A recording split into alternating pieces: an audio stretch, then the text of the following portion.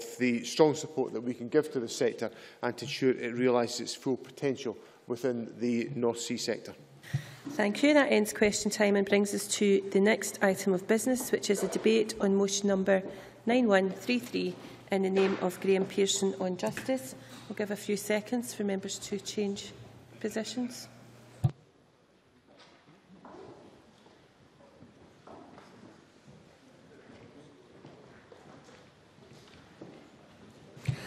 I call on Graham Pearson to speak to and move the motion, please. Up to 10 minutes. Presiding Officer, thank you for the opportunity to move the motion and to speak in its support. I also note at the outset the rather wordy Government's amendment, which focuses rather much on what has become to be known in this chamber as operational outcomes rather than the business of government, but I'm sure we'll come to that during the debate. Let me begin by acknowledging at the start the sterling work performed by the staff of Police Scotland, the Scottish Fire and Rescue Service and all the emergency services on behalf of Scotland's communities. But the Cabinet Secretary for Justice has changed the very essence of policing in Scotland. He has abandoned his responsibilities for oversight of the exercise of police powers and services and allowed an undemocratic authority selected by him to implement a change from a focus on local policing to a metrocentric approach. Policing by consent as a basic principle appears to have become an archaic rule. The accountability and transparency within the decision-making processes of justice system have been all but eroded, making the notion of knowing consent redundant. The public consultation exercises undertaken in relation to public counter closures, traffic wardens and the police and fire services control room rationalisations were in themselves farcical exercises, hurried, confused and lacking in any real opportunity in any instance of meaningful consideration.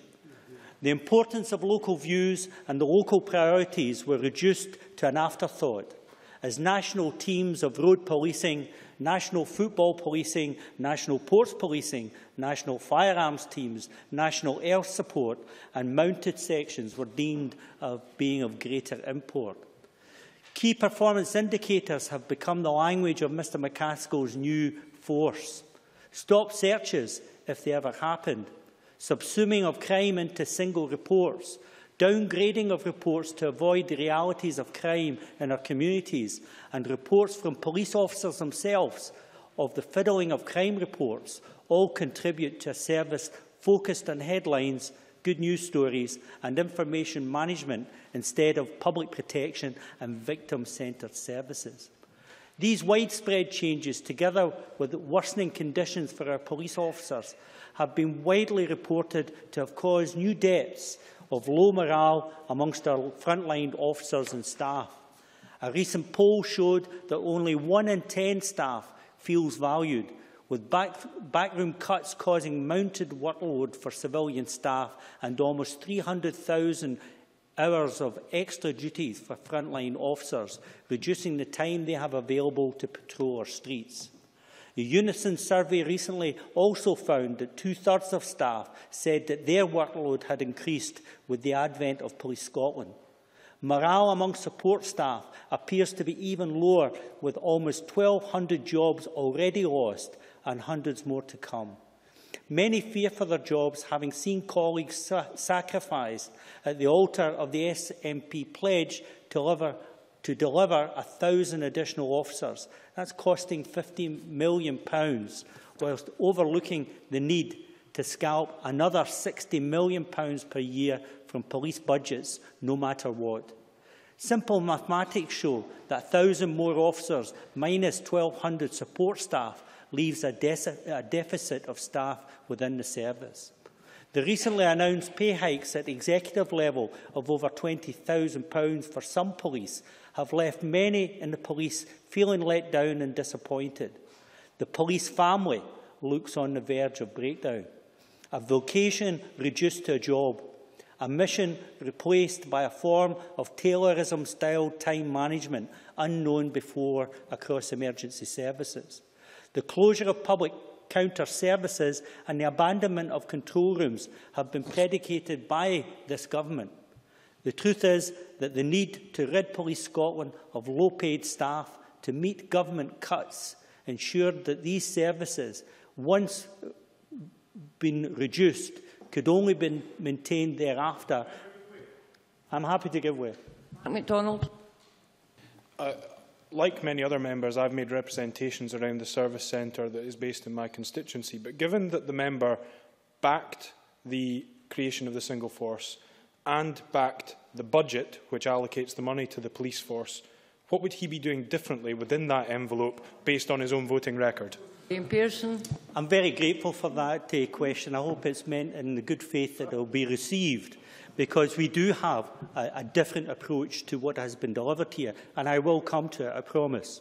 The rush to close Dumfries control room in weeks after a total absence of meaningful consultation and subsequent closures in Stirling, Glenrothes and Aberdeen, ahead of any effective ICT strategy, ahead of new contracts to replace what has already been described as very expensive airwave provision, all smacks of crisis management driven towards announcing the great success for the public, £60 million saved, but denying the truth in terms of costing police and, to some extent, fire and rescue services in terms of front-line facing public services. Where in the past 7 years is the evidence of any true reform in this area? No attempt to rationalise emergency service across boundaries, control rooms for police, fire and ambulance. Even, I'm happy to. Cabinet Secretary. In 2004, the previous Labour Liberal executive moved from 8, I understand, ambulance command and control centres to 3. Was that wrong? Graham Pearson. I don't know whether it was wrong or right in its time. What I'm suggesting to him is there was a real opportunity in these last couple of years to move Scotland's emergency services into the 21st century, and that cross-boundary provision of control rooms would have been the opportunity for the next 50 years. The co-location of services on sites across the country, ensuring savings in terms of building, heating, facilities and support, was a real opportunity to share control rooms right across the country at a cost that the services could have afforded and delivered a more effective service. What has happened to genuine consultations with local communities around community expectations, priorities and service needs ahead of HQ decisions, headquarters talking about what's good for communities from a distance? Recently, the Cabinet Secretary did attend Dumfries shortly after a police scrutiny subcommittee visit.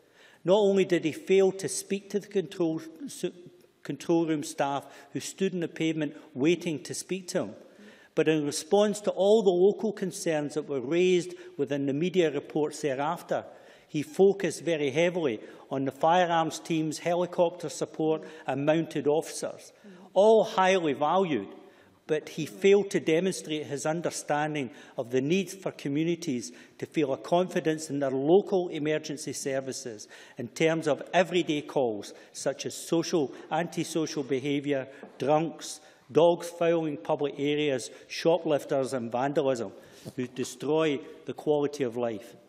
Recent reports about subsuming of crime, if they are accurate, and the reporting of negative stop searches, if true, the feedback from MSPs in this chamber that they've received from the constituents, right across the whole context of this chamber, indicates there are concerns in the way the service and the fire services are being delivered. The police service is insufficiently accountable and needs to be subject of proper governance, because it can be in a danger, if not properly governed, in becoming merely an army of occupation maintained at public expense. Police and staff didn't join to be part of that ethos. Police and staff didn't expect to be abandoned and didn't expect to have to enable this kind of response. It's time to change an approach. It's time for openness in terms of what is going on across our services.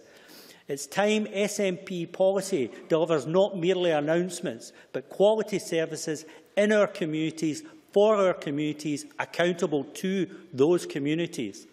This week, the Chief Executive of Royal Bank of Scotland, Ross McEwen, announced a commitment to rebuild his bank, a commitment to rebuild from the ground floor up. I need to get you to wind up, Mr Pearson. I will, and deliver services important to their customers. It's locally based services that the Cabinet Secretary needs to focus on and needs to ensure that the national authority is linked to the local boards and those local boards are heard with some degree of clarity. Thanks very much, President. I now call on Kenny McCaskill to speak to and move amendment number 9133.1. Cabinet Secretary, you've got 7 minutes. Thank you, Presiding Officer. I welcome this opportunity to respond to Graham Pearson in this Labour motion this afternoon, at a time when we are 11 months into the historic reform of both our police and fire service. We can reflect and take pride in the positive achievements and the legislative change which was overwhelmingly supported by this Scottish Parliament following detailed scrutiny by 4 parliamentary committees. Collectively, the Scottish Government, Police Scotland and the Scottish Police Authority are committed to protecting and supporting frontline services. So let us consider what has been achieved at a time when crime is at a 39-year low, supported by 1,000 extra officers in our communities compared to 2007. Police and fire reform aim to strengthen the connection between police and fire services and communities. And it has. Local policing remains the bedrock. Both police and fire services are positively engaged in community planning. Local police plans are in place across the country and local fire plans are being finalised. And communities and councillors have more access than ever before to engage, by all means. And the Fire and Rescue Service are so engaged in community planning, how come there was no consultation with local communities before the control centres were all closed? Cabinet Secretary. Well, there are agreed procedures between unions and management about how consultation is carried out, given the effects and given the legal requirements for redundancy. That consultation process has begun, but nobody should have been in any doubt, and certainly Unison weren't in any doubt, that there were organisations and discussions underway regarding where matters were heading. So they are following the appropriate consultation period as is statutorily required, and indeed they do, not just as statutorily required, but as good practice. But there are designated local police, designated local police commanders, 1 for each of the 14 divisions and 17 local senior fire officers, by all means. MacDonald. For the Cabinet Secretary, does he not appreciate that Elaine Murray's question was not in relation to consultation with staff regarding redundancy, which clearly is appropriate? It was consultation with community planning partners regarding the closure of local services. Cabinet Secretary.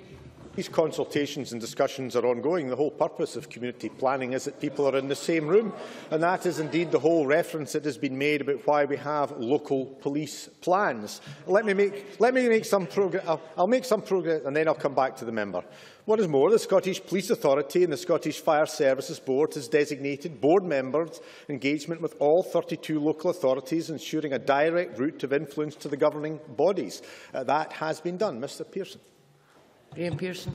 Grateful to the Cabinet Secretary. Would he at least acknowledge that consultation normally means having some impact on a decision before it's made, not being informed of the decision once it's made and having to deal with the consequences? Cabinet Secretary. Well, the consultation is ongoing. Police will discuss and debate, and can I put on record, Presiding Officer, they are most certainly not an army of occupation. Those who represent and who wear that uniform will do so with grace and dignity and face the difficulties and challenges that they do quite outstandingly on a daily basis. Police reform aimed to create more equal access to specialist support and national capacity, and it has. We've seen our national resources, the Air Support Unit, the Marine and Underwater Unit, the Mounted Branch and Specialist Crimes Teams, to name just a few, support a range of incidents across the country, be it the outstanding response of our emergency services to the tragedy at the Clutha Bar, the coordinated search for young Michael Coular, or the Willowbrae shooting. The Divisional Domestic Abuse Investigation Unit has proved effective in investigating prolific and high-risk offenders, leading to arrests which otherwise may have escaped prosecution. And in Highlands and Islands, officers from the Organised Crime and Counter-Terrorism Unit have been effectively deployed to carry out an operation in the Shetland Isles aimed at disrupting the availability of drugs in that community. In Tayside, Operation Amaranth saw a total of 137 officers from across the service deployed to manage the Scottish Defence League demonstration, ensuring limited disruption to local communities.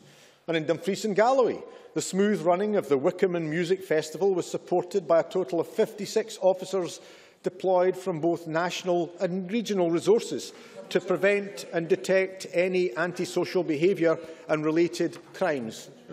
Alex Ferguson. Secretary, I wonder if we'd accept that the Wickham Festival has run very smoothly ever since it was first brought into being, before it had the benefit, so-called, of Police Scotland. Has run smoothly, but I think they welcomed the additional officers that come in. And I also remember meeting officers there when Annan played Rangers, with a significant input and disruption that would have caused to the community of Annan had it been left simply to officers from Dumfries and Galloway.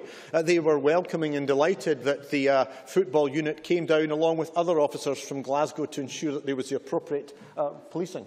Wheelie McLeod. The Cabinet Secretary will be aware that there is concern in Dumfries about how members of staff can realistically benefit from any relocation opportunities arising from the closure of Dumfries Control Room, given how remote Dumfries is from these opportunities. So can the Cabinet Secretary advise me what efforts are being made to address these concerns? Well, I think the Chief Constable is making every effort to engage. I met with him and discussed this matter last week. Discussions are ongoing and they'll be happy to continue that. And I myself have met with both the Leader and the Deputy Leader of the Council, and these matters will ongoing.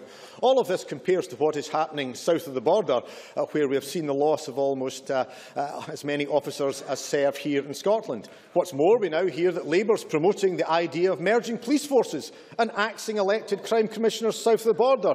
So it's clear that Scotland is leading the way. 11 months on, we've already successfully delivered this 42 million of savings identified for year one. I think what we see, we can look forward to the outstanding police service that we have in Scotland continuing. We have a 39-year low in recorded crime. We have the lowest homicide rate since we started recording. Violence has dropped by 60% and the crimes of carrying of offence and handling of offensive weapons in Glasgow down by 2/3. Down to the outstanding police service. I move the amendment in my name. I now call on Alex Johnson. Mr Johnson, you've got 5 minutes. Thank you very much, Presiding Officer. I rise to support the motion in the name of Graham Pearson and will do so through my particular experience. I have to say that in listening to the Minister's remarks, I was slightly worried that he was going to come to that wonderful conclusion that many a Minister has come to before, and that is that those of us who are concerned about the structures that are involved in the provision of a public service are somehow levying criticism directly at those who provide that service. Let me at the outset make it absolutely clear that my sympathies lie with those who provide the police service and the fire and rescue service, and my criticisms are directly targeted at this government and this minister. Indeed, my experience is that our police and firemen are members of our community. I have cause to talk to them about many things, not only the provision of the service that they bring forward, but they are often all too willing to volunteer their experiences.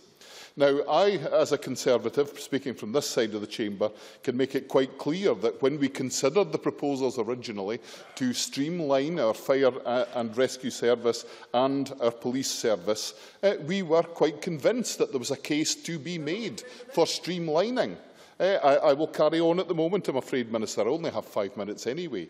But it was during that process that it became increasingly clear to us that there was no accountability in the new proposals. And that's why I, as a Conservative, was happy to vote against the proposals at the end of that process. Now, we've seen many things happen. We've seen radical decisions taken about the closure of police counters, something which has impacted in many areas across Scotland, and I'm sure that individuals will bring forward their particular case. But the closure of the control rooms is something which has caused a great deal of concern. First of all, the loss of both fire and rescue and police control rooms in Aberdeen is something that is seen as creating a vacuum in an area of this country which is extremely important and requires to have a foot on the bedrock of control within our services. Now, can anyone imagine what would happen if, heaven forbid, another Piper Alpha was to happen and that control facility was not available within the north east of Scotland? I am very concerned that that was not taken into account. However, as I carry on in the limited time available to me, I want to bring that consultation process to the fore in this discussion, because we have heard quite clearly from the Minister in this debate already that consultation has acquired an entirely new meaning. It seems to be that in this fine new world of ours, that consultation is something that starts with a decision that is irreversible, and then consultation is about discussing that with the people who it affects directly. There has been no proper consultation in this process. There has been no discussion taking place with those who should have some influence over this process. There has been no discussion taking place with those who work within these services. And worse still, we have seen no effective business case that will demonstrate that this will actually save us much money at all. The fact is that we have been presented with a fait accompli. We have no decision-making process that can be taken into account. And, worse still, during the course of this debate, the Minister has already proposed his amendment, an amendment which I think deserves to be printed in large type, framed and hung on the wall somewhere in this building, because it is an amendment that has no grip on reality whatsoever. I was thinking about what I was going to say during the course of this speech, and I was reminded of something that happened during the Gulf War. Now, I don't want to make light of the Gulf War. It was a very serious event. It was something which we should all consider carefully and the lessons from it. Yet, there was one light moment in the Gulf War, and that was the emergence of a character who became known to us all as Comical Ali. Comical Ali was the man who stood during an interview claiming that there would never be an American soldier set foot in Baghdad as a line of American tanks drove up the street behind him. I was concerned about Comical Ali. I was worried about where he was. In reading this amendment today, I am convinced that he's alive and well and he's working as an SNP press officer somewhere in Holyrood. We move to the open debate. Can I remind members you've got 4 minutes. Christian Allard, followed by Lewis MacDonald. Thank you very much, Presiding Officer, and thank you to Graham Pearson to bring this debate to the Chamber. It gives me the opportunity to talk about police services and fire services locally delivered. I do not recognise the picture drawn by Graham Pearson. This month, I got all the update I needed from the local police force when I attended the Community Council of my wee town in West Hill in Aberdeenshire. And we can see in all these communities this strong local engagement, which is getting better and better. We made it clear in my own community over the years where we wanted our police officers to be. We told them to leave the counter and to get on their bikes. In fact, the counter in West Hill, in my wee town of West Hill, is manned by Aberdeenshire Council and shared with a small police station. It's a share counter to minimise cost, and is that maybe some previous administration had failed to do. And because the most important is to keep our police officers on the beat. But as for our fire service, I would like to say that in this debate, what brought me to the idea of a single force in both police and fire service was the example of our own Grampian Fire Chief fire chief who is living locally in West Hill. Over the years, he made some incredible statements. Believe you me, I was very surprised when I read on the Press and Journal on the 1st of April 2002 that the new fire engine will be white from now on. I didn't get any consultation papers. Nobody asked me if I thought it was a good idea to have the fire engine white, painted white, but Mr. De Villiers, the fire officer, the fire master decided that it would be a good idea. And then he hit the news again.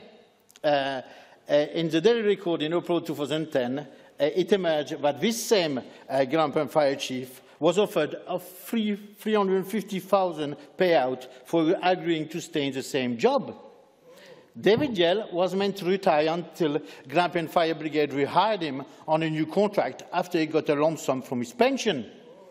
Do we want to go back to those levels of regional payout? Because it's maybe the alternative that some of the political parties here present today would like us to go back to.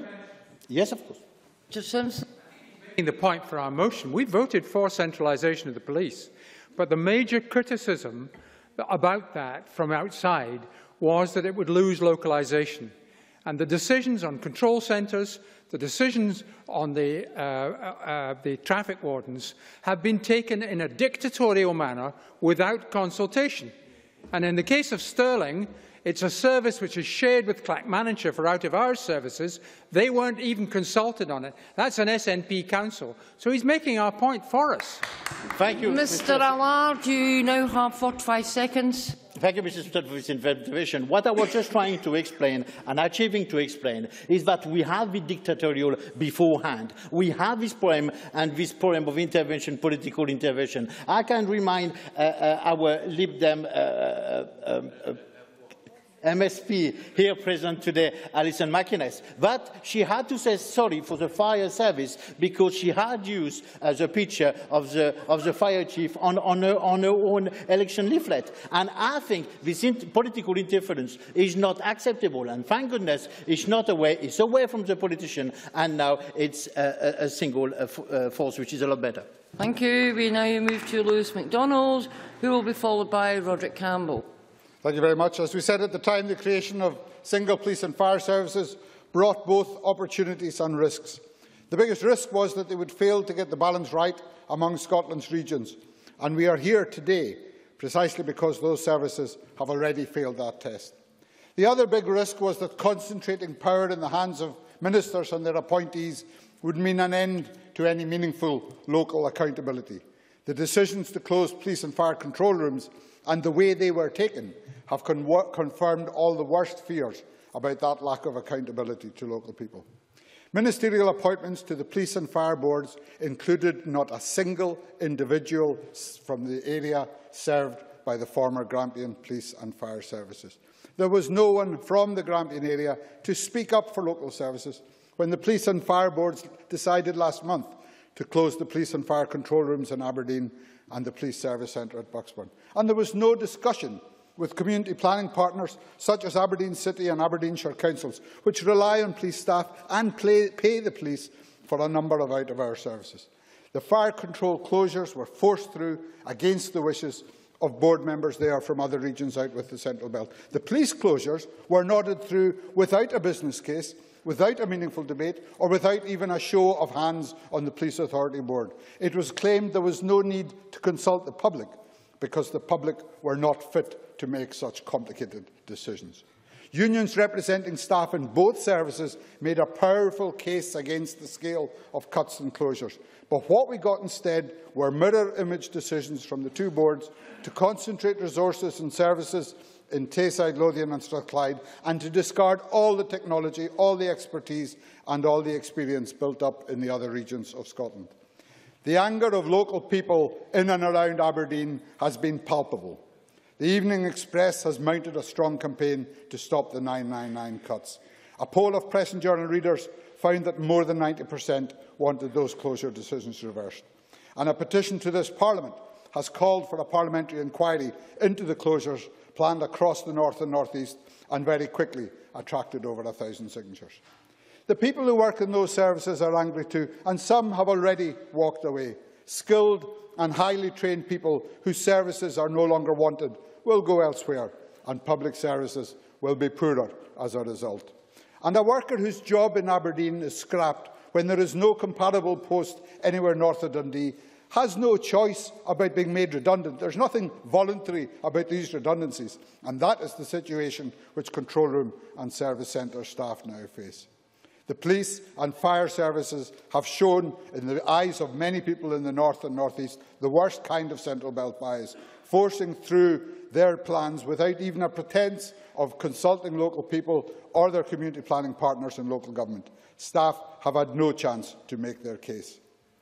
The Scottish Cabinet ventured north to Portlethen this week, and some ministers heard directly from local police staff. It is a pity that the First Minister felt he had more important things to do than to engage with his own constituents who came to talk to him about these issues. What people in the North East see is government agencies which act as if Scotland stopped somewhere south of Stonehaven, and a Scottish Government which sees nothing wrong in concentrating public services in the Central Belt. The police and fire boards, by their actions, have lost the confidence. In his last 30 seconds. The police and fire boards, by their actions, have lost the confidence of whole regions of Scotland, and ministers are in danger of doing the same. It is time they stopped telling each other how well it's all going, and time they actually started listening. I now call Roderick Campbell to be followed by Alison McInnes. Thank you, Presiding Officer. In this debate, I think we should keep clear in our minds what the role of the police and fire services are to protect the public. Police Scotland's purpose is to improve the safety and well-being of people, places and communities in Scotland. The SFRS protects communities by responding to incidents, but also helps to prevent them happening in the first place. Statistics, including a near 40-year low in recorded crime and significantly reduced incidences of fire, show the level of success the new police and fire services have had over recent months, building on past improvements. But there is no room for complacency, and the Government, Police Scotland and other agencies still have a lot of work to do.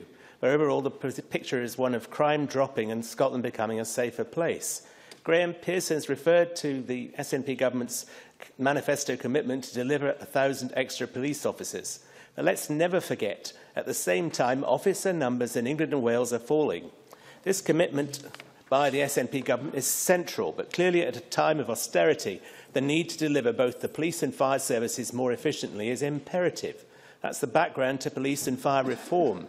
But one of the overriding principles of the recent reform is to ensure that local involvement in policing is maintained. That's why every single one of the 353 council wards in Scotland has a local policing plan, based on feedback local officers received from the community. And that's why, despite the unification of Scotland's 8 former police forces into one single force, there are local commanders in each of the 14 divisions. As for control rooms, decisions on police and fire control rooms were made by the SBA and the Scottish Fire and Rescue Board. Surely the opposition recognises the need to minimise political interference. And on control rooms, without wishing to sound flippant, it's fair to point out that Graham Pearson himself said on the Sunday Politics show on the 2nd of February, it doesn't matter where the telephone is answered. That's patently true in operational terms, and that's why the SBA and the SFRB boards took the decision to reduce the number of control rooms.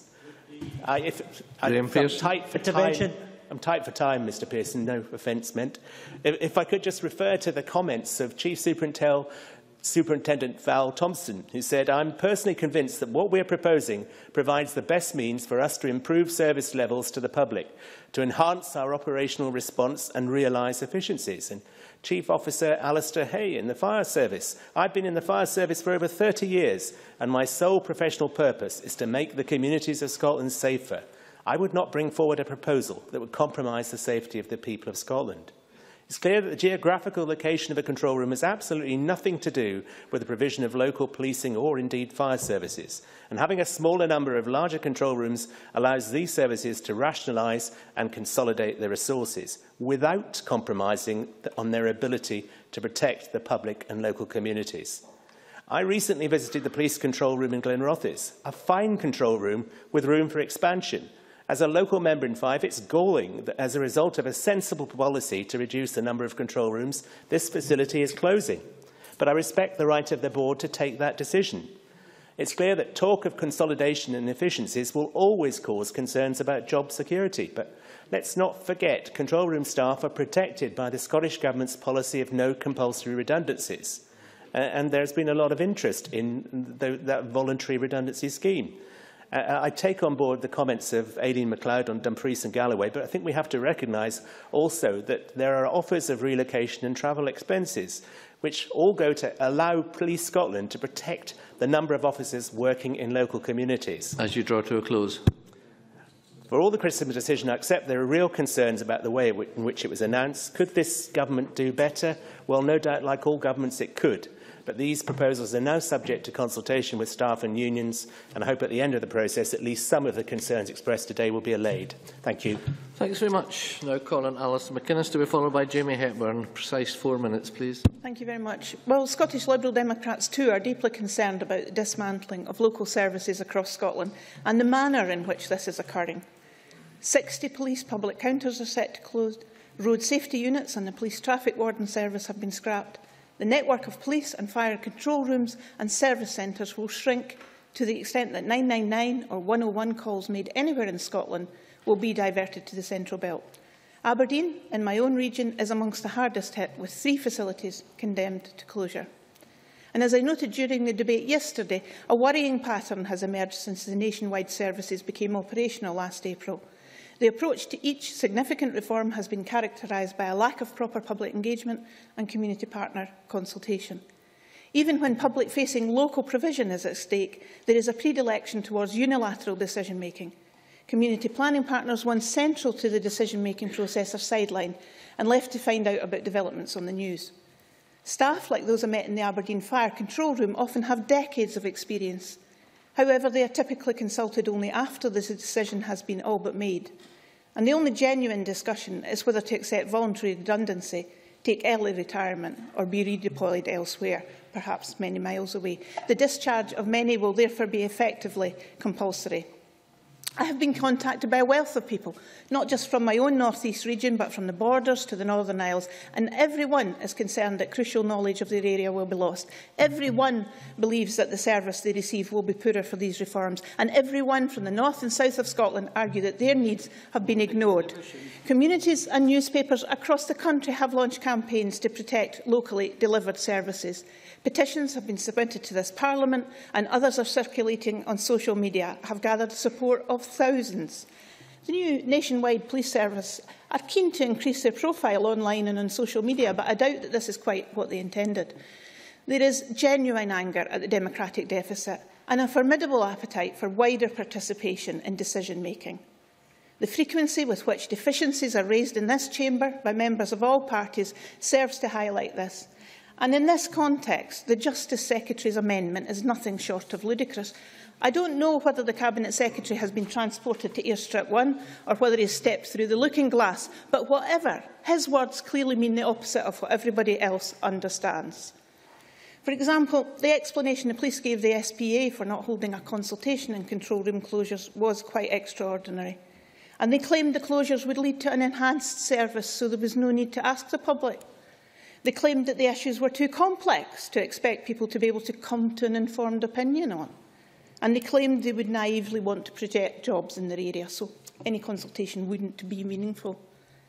Now, SNP members may decry the closures in their area, but I'm sure the constituents will remember they backed the Justice Secretary to the hilt when the bill passed this Parliament. 125 amendments aimed at improving accountability, reasserting the roles of local authorities and creating greater transparency were rejected without exception. The manner in which these reforms are being conducted leaves a great deal to be desired, and people are inevitably asking themselves, what is next and just when is it that will be informed? Point of order, Lewis MacDonald. Alison McInnes suggested the Cabinet Secretary would be transported to Airstrip 1, but I wonder if you can advise if it's in order for Mr McCaskill to move an amendment and then be missing for so much of the debate as he appears to be absent for this afternoon. What Mr McCaskill does during this debate is a matter for him. I, like you, would have expected him to be in the chamber. However, it is not a point of order. Alison McInnes, have you finished? Sorry. Right, so we now move to the next speaker, Jamie Hepburn, to be followed by John Pentland. 4 minutes. Thank you very much, Presiding Officer. And can I welcome this debate on this issue, and can I acknowledge that the changes that have clearly driven this motion are not without their challenges. But I do think it's interesting to see what the essence of the call in the motion is for the Scottish Government to become more directly involved in this decision process. Well, I think we should first of all reflect that the final decision on police and fire control rooms and indeed police station counters was, of course, made by the Scottish Police Authority and the Scottish Fire and Rescue Board. These are matters for the boards, not the Scottish Government. And indeed, I seem to recall during the passage of the legislation that the opposition members repeatedly emphasised the need for the avoidance of political interference. Indeed, Alison McInnes, who just spoke, talked at that time of protecting the independence of the Chief Constable and Scotland's Police. I'm afraid I don't have time today, Mr Pearson. I apologise. Willie Rennie also talked about people wanting police and fire service to be laser-focused on local needs and not subject to political control from ministerial offices. Call me cynical, President Officer, if we had the reverse situation where we saw that level of political control that members were previously concerned about. I think today we would be debating a Labour motion that would be slamming the Scottish Government for exerting that political control. I think there's a degree of posturing going on here. We have established the structure of Police Scotland and the Fire and Rescue Service Scotland, supported by the Labour Party. Surely it is right to let them make operational decisions. I'm afraid not, Mr Pearson. It is the same point I made before. Can I turn to the specific changes that have been raised in the debate? Control rooms are not one that directly affect my own area, insofar as there is no control room in my constituency. But I do find it somewhat intriguing, this concern about the loss of local knowledge. The Johnston control room, I think, makes the point that this shouldn't be particularly a huge concern, because it serves the whole of the Strathclyde area, including the islands, handling over 50% of Scottish Fire and Rescue Service calls. This is an area that includes my own Cumbernauld Kilsyth constituency. It stretches from its boundaries at the north with Ardnamurchan down to the boundary with the Galloway in the south. It's an enormous area, President Officer, and indeed somewhat before my time, but in the 1970s, when we had the last reorganisation, there would have been a reduction in control rooms then, and I don't doubt that this same issue was being raised. This issue of a lack of local knowledge was being raised then. Not once, Presiding Officer, have had a constituent contact me referring a problem with the control room in Strathclyde having a lack of local knowledge.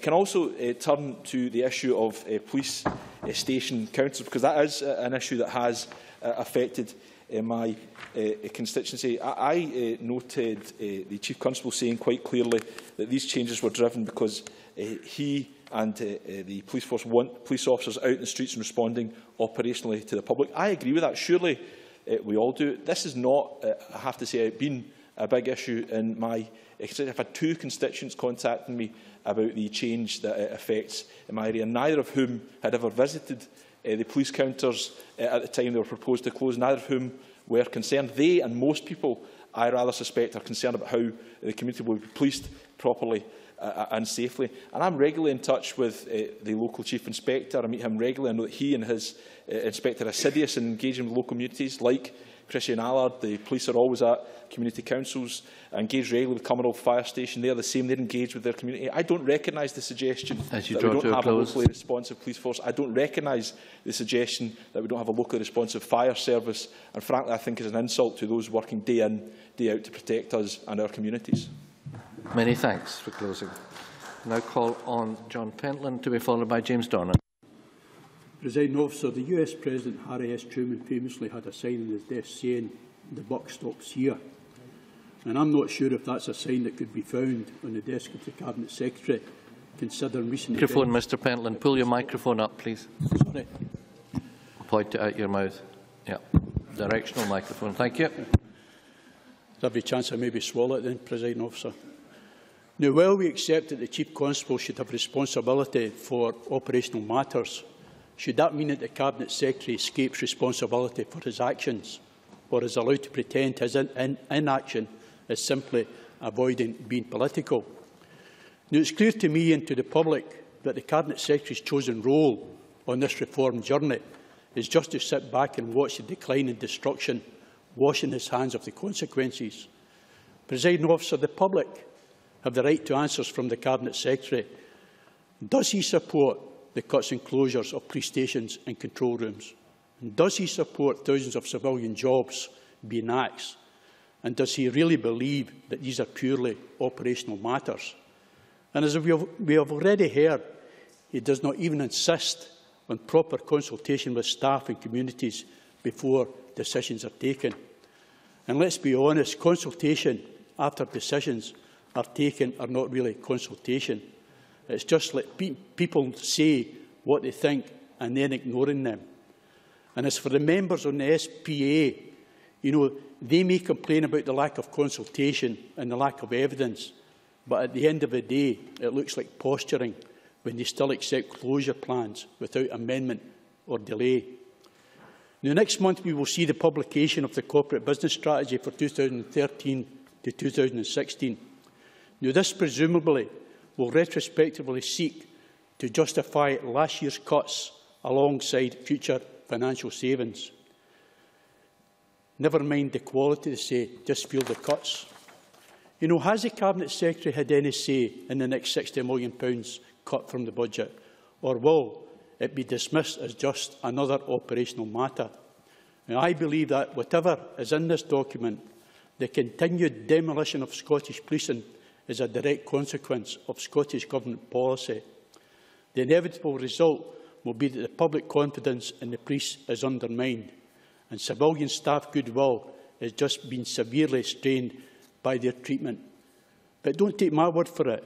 We now have a unison survey showing that staff cuts are leading to heavier workloads and to increased bitterness.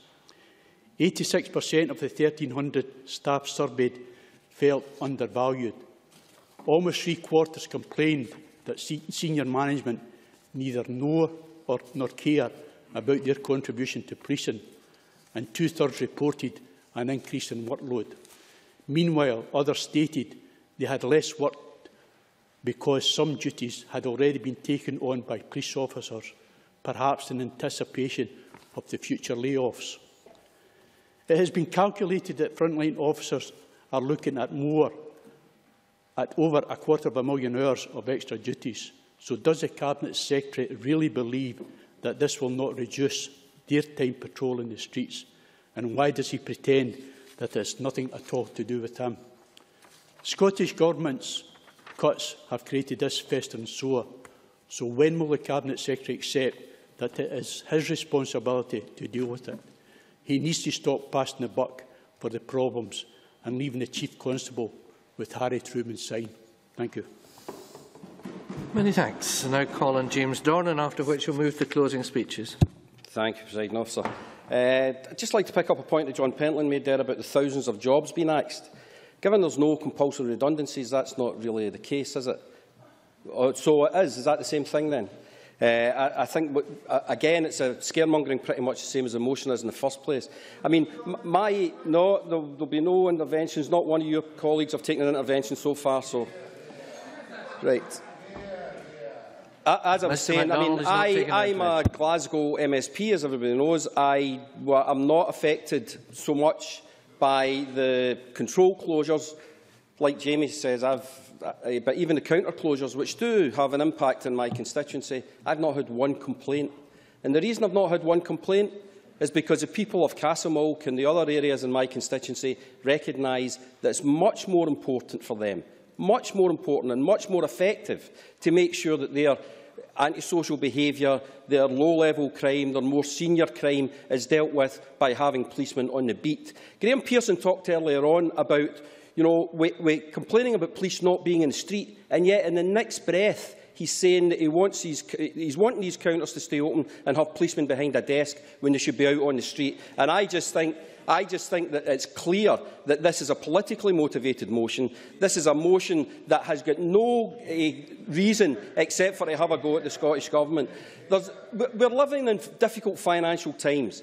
This is going to save, what, £1.1 billion over 15 years. And that's a very important saving. And that will be done by reducing the duplication. And we know that duplication goes on. We live in a world where technology means that you don't have to do the same things the way you always did them. Before I came in here, two things I asked my staff if I've ever had any complaints about the counters. Not one, not a single complaint. The other thing I did was I looked at the history of the City of Glasgow Police. In 1886, all police stations and fire stations were connected by telephone. And I have no doubt that the Labour politicians of the day were up in arms that people wouldn't be able to walk from here to there to make sure that they could get their complaint because you were losing that common touch. In 1931, they reorganised the police force, introducing fingerprint and photographic evidence. That would be taking officers off the street, probably. Again, probably we had Graham Pearson of the day having a go at them there. The first radio patrol car in 1936. Police information rooms set up in Central Police Office in 1957. These are all things that are driven by technology.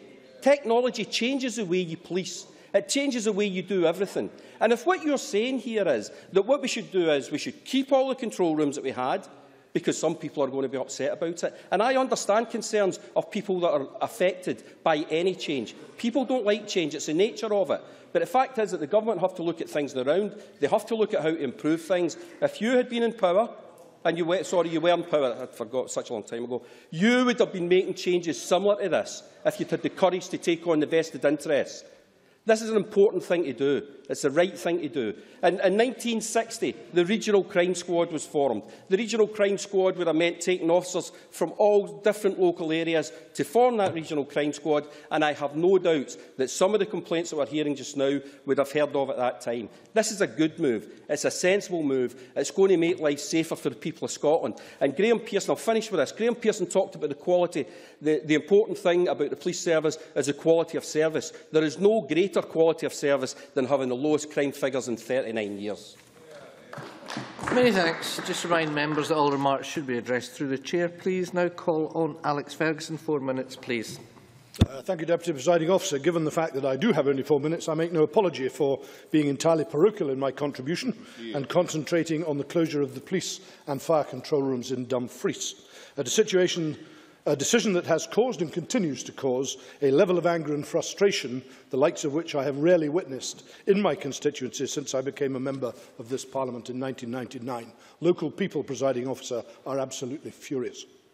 Many of those people voted for this Parliament, and some indeed for this government, in the belief and expectation that their communities would be protected, that services would be delivered as locally as possible, and that when change, which inevitably comes, was proposed, they would be fully consulted on the outcome and the consequences of that change. I think that fairly accurately sums up most people's aspirations for devolution itself, so no wonder they feel angry and let down. In the field of justice alone, those hopes and aspirations have been well and truly shattered. First, we lost our local police force. Then we lost our local courthouses. Then the ability to access our police officers face-to-face across a counter. And now, as well as our traffic wardens, we are to lose our local police and fire control centres. No ifs, no buts, no prior consultation. The centres in Dumfries are to close, and soon. So my constituents and those of Dr Elaine Murray are totally justified in asking what options, if any, were considered before this decision was taken. Did anyone look at the possibility of Inverness and Dumfries sharing the workload of the proposed PNC, given that Dumfries already possesses the technology, training, the licences, and that they already provide the services to officers on the beat? At least that solution would have provided a degree of geographic balance in this restructuring. Did anyone look at the possibility of locating one of the remaining control rooms in Dumfries, or combining the Dumfries room technologically, perhaps with Motherwell? Did anyone look at the possibility of a joint police and fire control room? Did anyone, in fact, look at anything other than closure and redundancy for Dumfries? Well, it certainly doesn't look that way. And I hope the Cabinet Secretary doesn't hide behind the cloak of no compulsory redundancies, because, as has been stated, living in and around Dumfries and being offered alternative employment in Govan or perhaps Motherwell is compulsory redundancy by another name.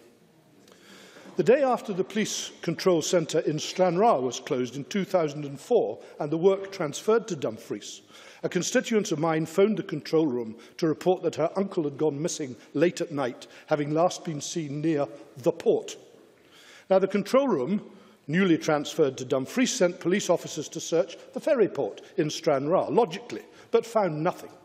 The next morning, the missing person was sadly found dead in a field near Port Patrick, the village that anyone living in the rest of that region knows as the port. Now, the lack of local knowledge on that occasion might not have cost a life, but it certainly did nothing to save one.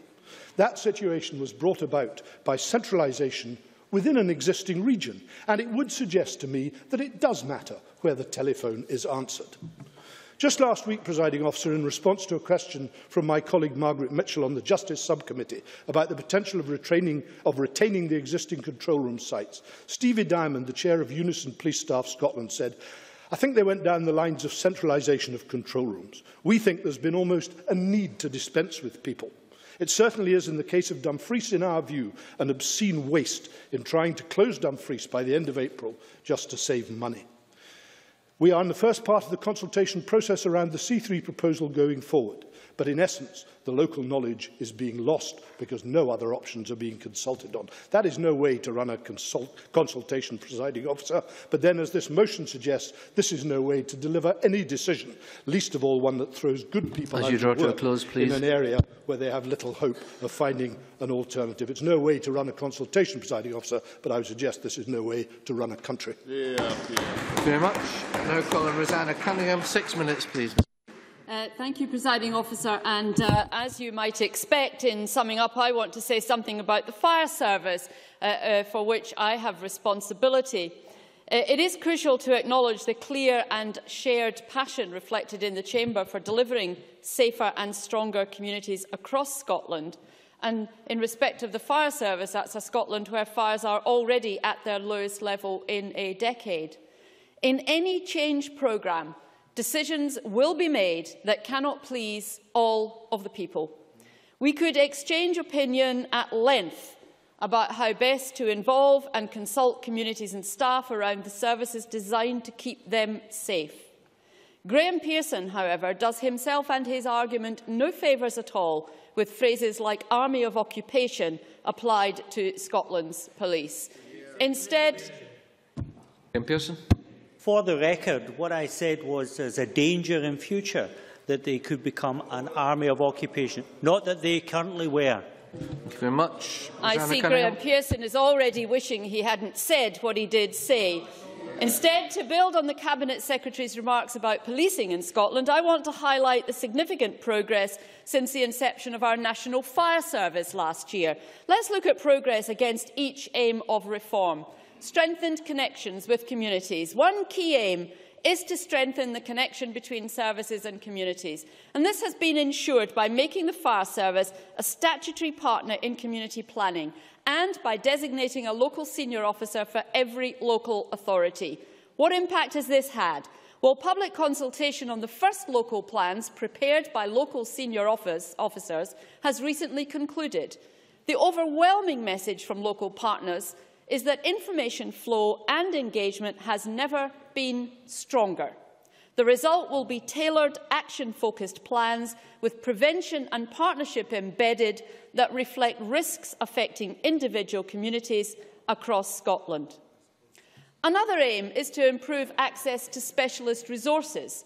And the past 11 months' progress have delivered a Scotland where access to national capacity, when and where it's needed, is already enhanced. And I shall simply highlight the Fire Investigation Unit in Aberdeen, now covering the whole of the north, mobilised to work with police in Orkney to investigate a fire at a children's home there. The Clutha tragedy, where specialist resources and crews from across Scotland were deployed either to the scene or to provide backup at affected stations without the previous bureaucracy. The state-of-the-art Clydesmill Training Centre, now available to all firefighters across Scotland. And the aim of protecting and improving frontline outcomes is a true success story. So Rod Campbell's intervention here was timely. Have any communities in Scotland noticed a drop in service provision? No, it has been seamless.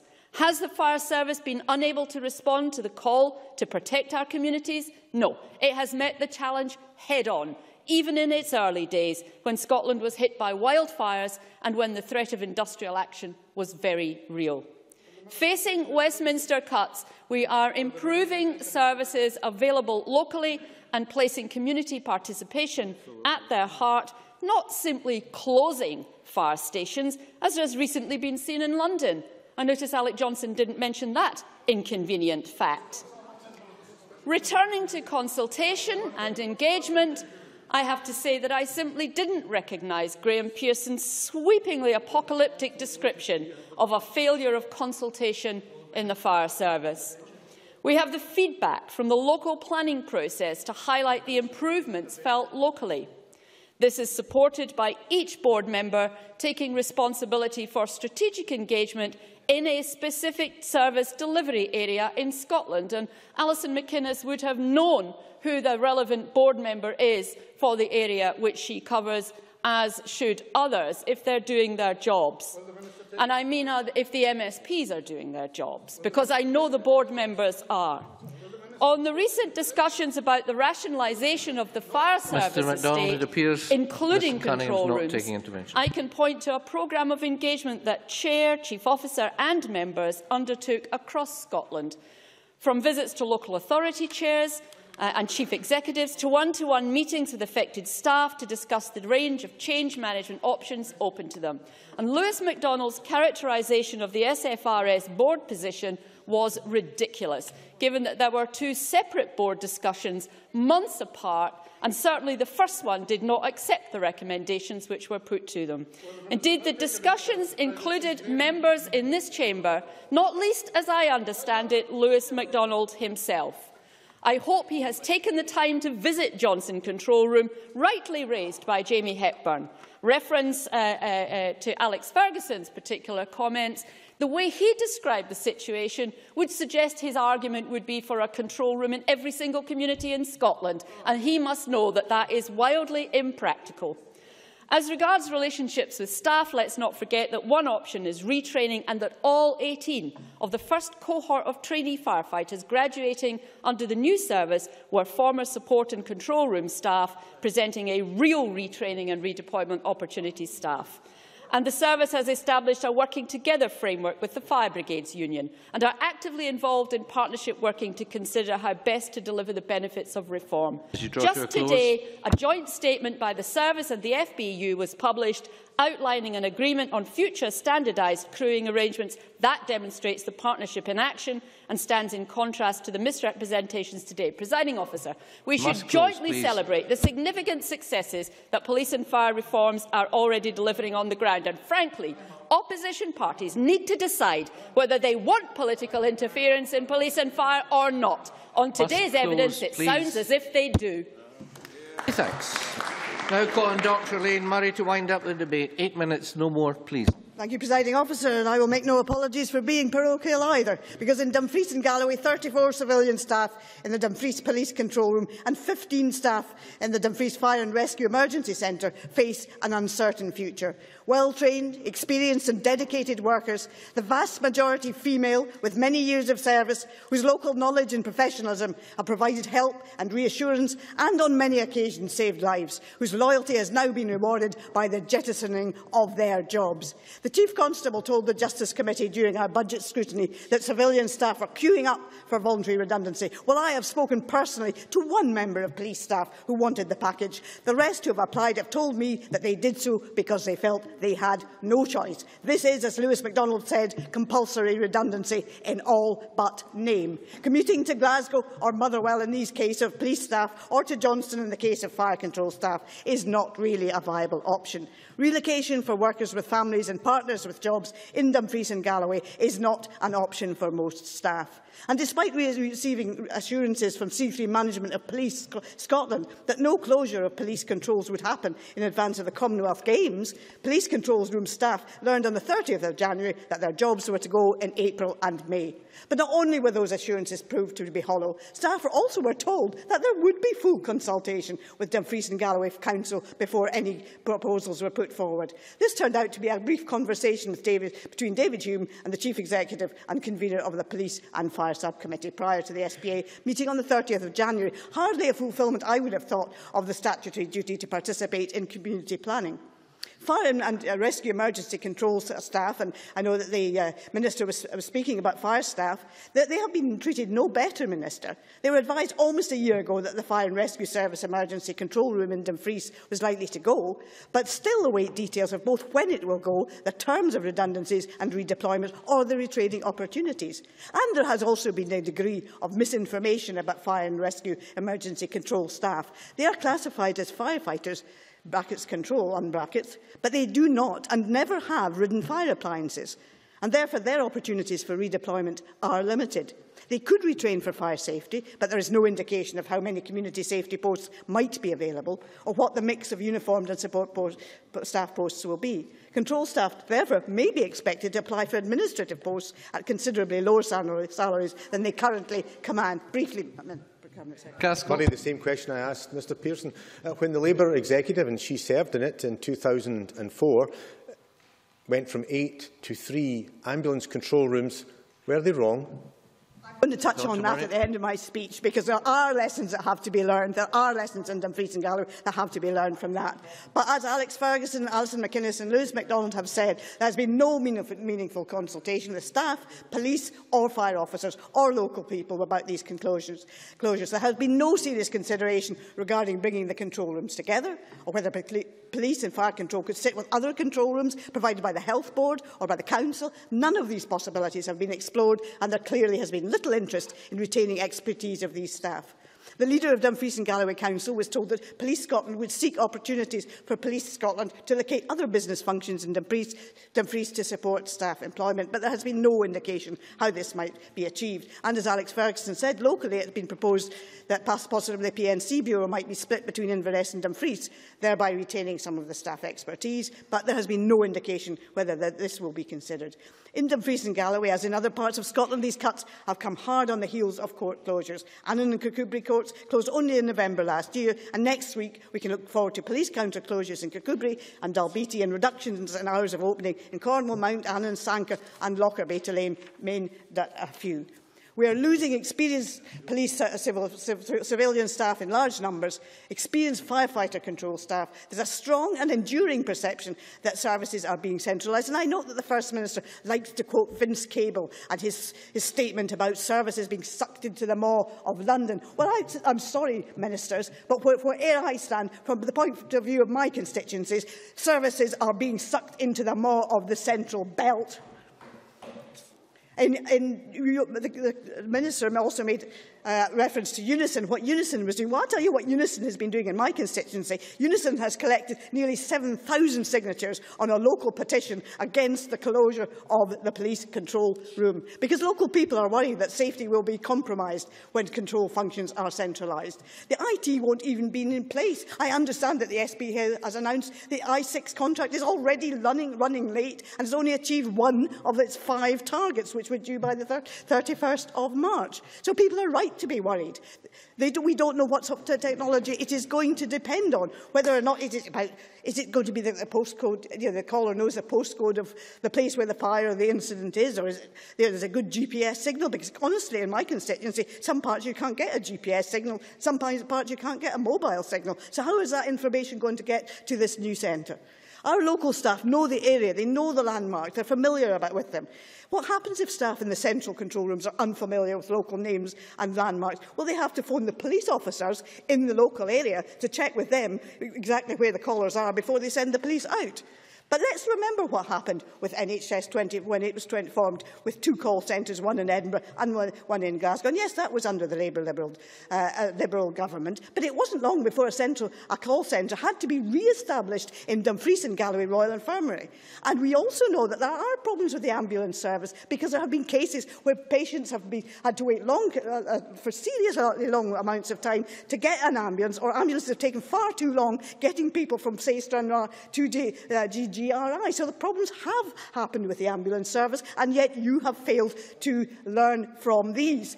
And John Pentland is quite right. There is a lack of accountability. The Cabinet Secretary, as always, tries to wash his hands of all responsibility, this time by submitting arrogant motion, which Alex Ferguson said had no grip on reality, and Alison McInnes described as him being on Airship 1. I thought Alex Johnson made some sort of reference about comical Kenny, but quite frankly, Mr McCaskill, I am not laughing. My constituents are not laughing. You passed legislation which was supposed to ensure community planning involvement with the new service providers. That hasn't happened. That has not been consultation. And what is this government going to do about that?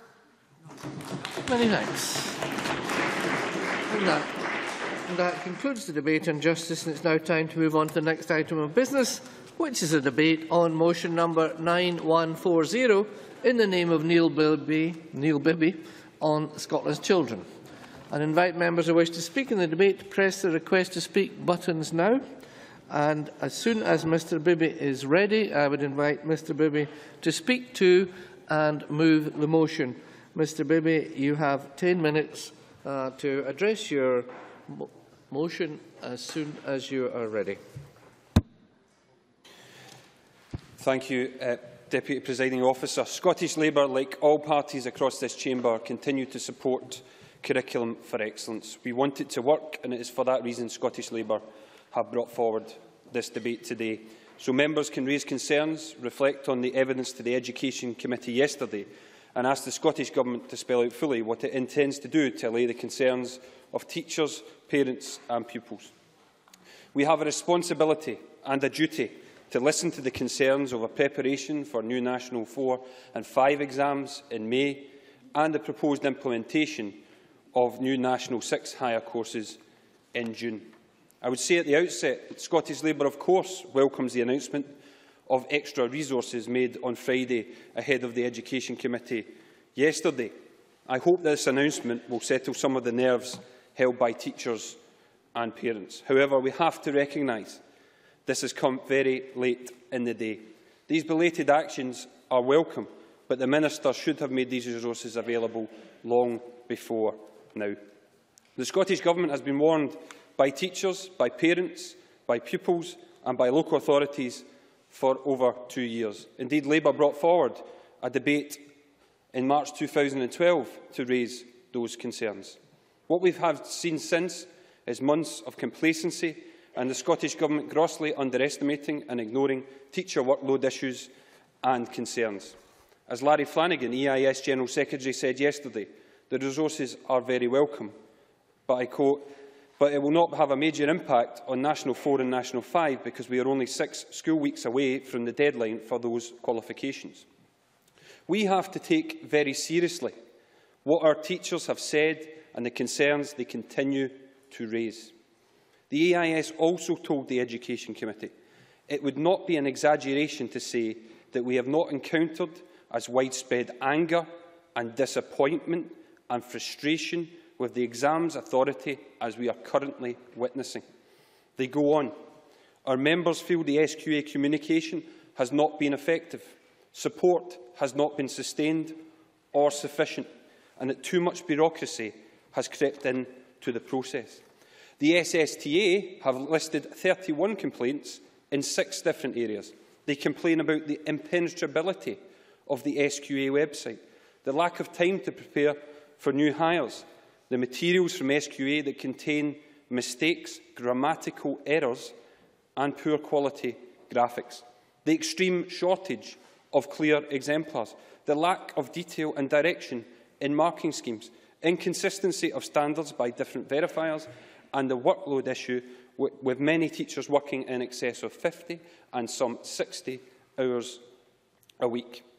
They also raise concerns about Education Scotland, who they accuse of seriously failing to deliver real support and about there being virtually no course text available.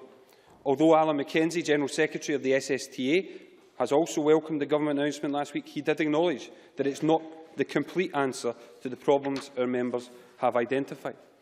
The current situation is completely unacceptable, and it needs further urgent action from the Scottish Government to address the outstanding issues and concerns teachers have.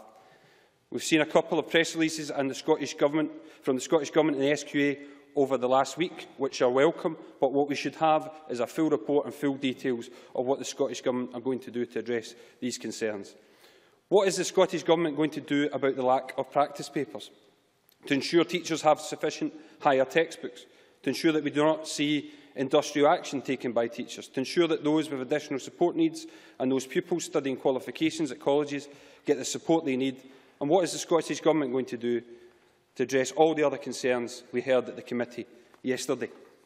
On the issue of practice papers, we heard yesterday that teachers urgently want free practice papers in each subject. Yet at the moment, they will receive only one. The Minister has said this is adequate. Can I tell the Minister that teachers do not think this is adequate, and I believe parents and pupils would agree. It is not good enough for the Minister to say he is listening. He needs to act, and with only 6 teaching weeks left before the new exams, he needs to act urgently. If the Scottish Government disagree with Scotland's teachers and feel nothing more is required, then I hope the Minister, who is ultimately responsible, will tell the Chamber that all the necessary support and resources are in place to allow teachers to deliver on these important changes.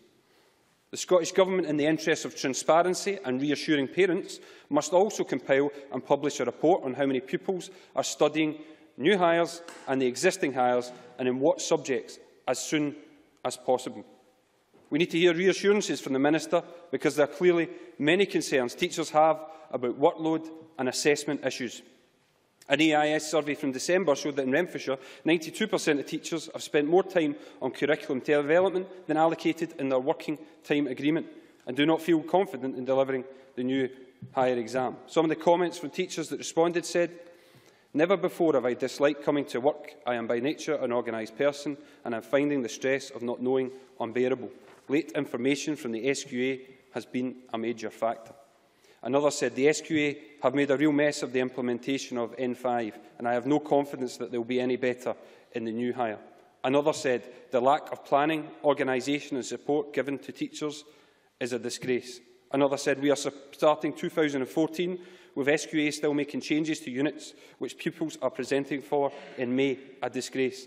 Another put it simply, "The SQA implementation of the senior phase has been a disaster." I'm happy to give way to the Minister, who I hope will respond to the concerns of those teachers. Alistair Allen. Well, I'm grateful for these issues being raised, and as I've indicated throughout this process, that the Government is keen to hear from teachers. I think it's an important point to make, and will he not consider this, that the reason for the SQA making changes to some of the materials is specifically on the request for teachers. So will he not accept that if we are to respond to teachers, or if the SQA is to respond to teachers, it has to act on those responses, and we can't complain about the fact that they have? I think teachers can complain about the situation, because it's a completely unacceptable situation, and we'll come to the reasons why we need a review. And I think we need to have a review for the very reasons that the Minister's just outlined, that teachers has taken an outcry in the teaching community to get some of these changes in place. And those teachers that I've mentioned are not alone. I've received emails from teachers across the country. To put it simply again, this is a completely unacceptable situation. We need to understand what has went wrong and what can be improved. We also need to understand why support has taken so long to arrive. We need to know why warnings were ignored. In March 2012, in a debate in this chamber, the Cabinet Secretary, Mike Russell, said, "I do not believe that any teacher in Scotland who has the right support, the right help and the right leadership, which will come from government, from Education Scotland, from the local authority and from within their school, cannot rise to the challenge and deliver the conclusion of a programme that has been 8 years in the making."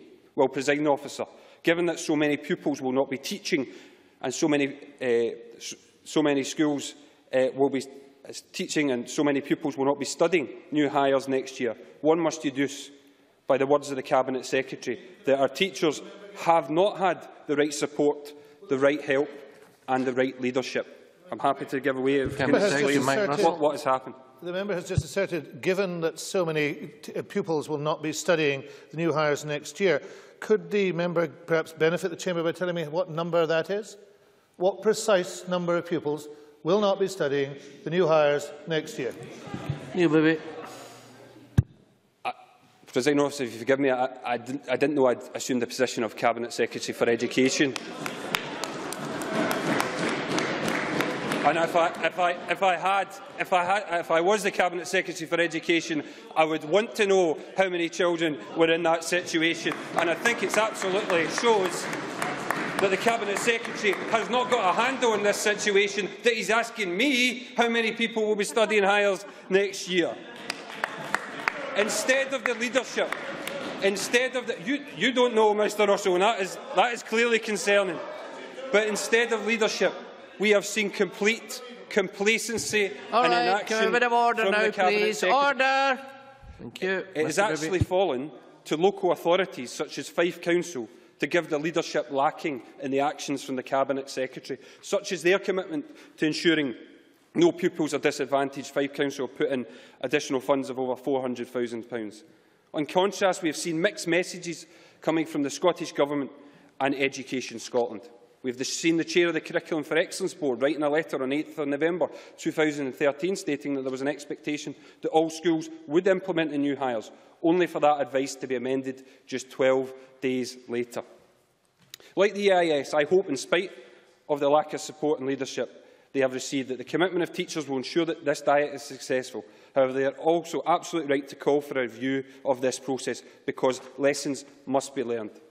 That is why we are calling for urgent action, but also calling for an independent review of the actions of the SQA Education Scotland and the Scottish Government in relation to preparing for the new exams and courses. It is vital Would you like to move your motion as you draw to a close, please? Again. Presiding Officer, we have an unacceptable situation and the Scottish Government have been complacent. We have heard serious concerns from the front line, from teachers on the ground. The Scottish Government have failed to listen. They now need to listen fully and act on what's been said. Curriculum for Excellence represents a great opportunity for our young people and we want it to succeed. I move the motion. Now call on Dr Alistair Allen to speak to and move Amendment 9140.2. Minister, 7 minutes, please. Thank you, Presiding Officer, and I'm grateful for the opportunity to pause perhaps to remember why we are doing what we are doing in CFE and reflect on the positive progress that has been made for our learners, for our parents and for our teachers. And it is worth saying that important and vital, and I've already said this in an intervention, important and vital as it is for us to listen to teachers in this process, and we will, it is important to reflect on why we're doing this, and that's for the benefit of young people themselves. I've been visiting schools on a regular basis in this job for almost 3 years, and I can testify to the excellent work that is going on. And it is particularly inspiring to hear young people enthusing about their learning. At yesterday's Education and Culture Committee, I said that we all share the vision of Scotland being the best place in the world in which to go to school. And nothing has changed my view on that, nor the recognition that we have a broad consensus in this chamber around the principles of Curriculum for Excellence, begun under the previous Labour-Liberal Democrat coalition and continued by this government. The last pieces of the CFE jigsaw are a prize which all parties have played a part in achieving, or as the EIS put it perhaps more trenchantly yesterday, a prize in which all parties are complicit. I cannot emphasise enough that this government recognises and appreciates teachers' hard work, commitment and dedication. And indeed, much of the basis of Curriculum for Excellence is intended to free teachers to use their professional judgment. Everything we do, both nationally and locally, must support this. Now, we hear reports that some teachers are anxious as we move into the new qualifications. And I believe this is a reflection of the deep commitment that our teachers have to doing their absolute best for our young people. However, we do take very seriously the points that are raised around support and workload issues. And indeed, I have never tried to shy away from the reality that this level of change in any education system does imply a great deal of hard work. And to that end, the Scottish Government, the Education Scotland and SQA have worked closely with local authorities, teachers and parents to ensure that effective support is available. and indeed unprecedented levels of support have been provided. Much of this has been long planned and agreed, and all national support has been provided either on or before schedule. We have always been willing to listen to calls for further support and to put this in place. And so last Friday I announced a further package of £5 million of further assistance, which the unions and others have welcomed.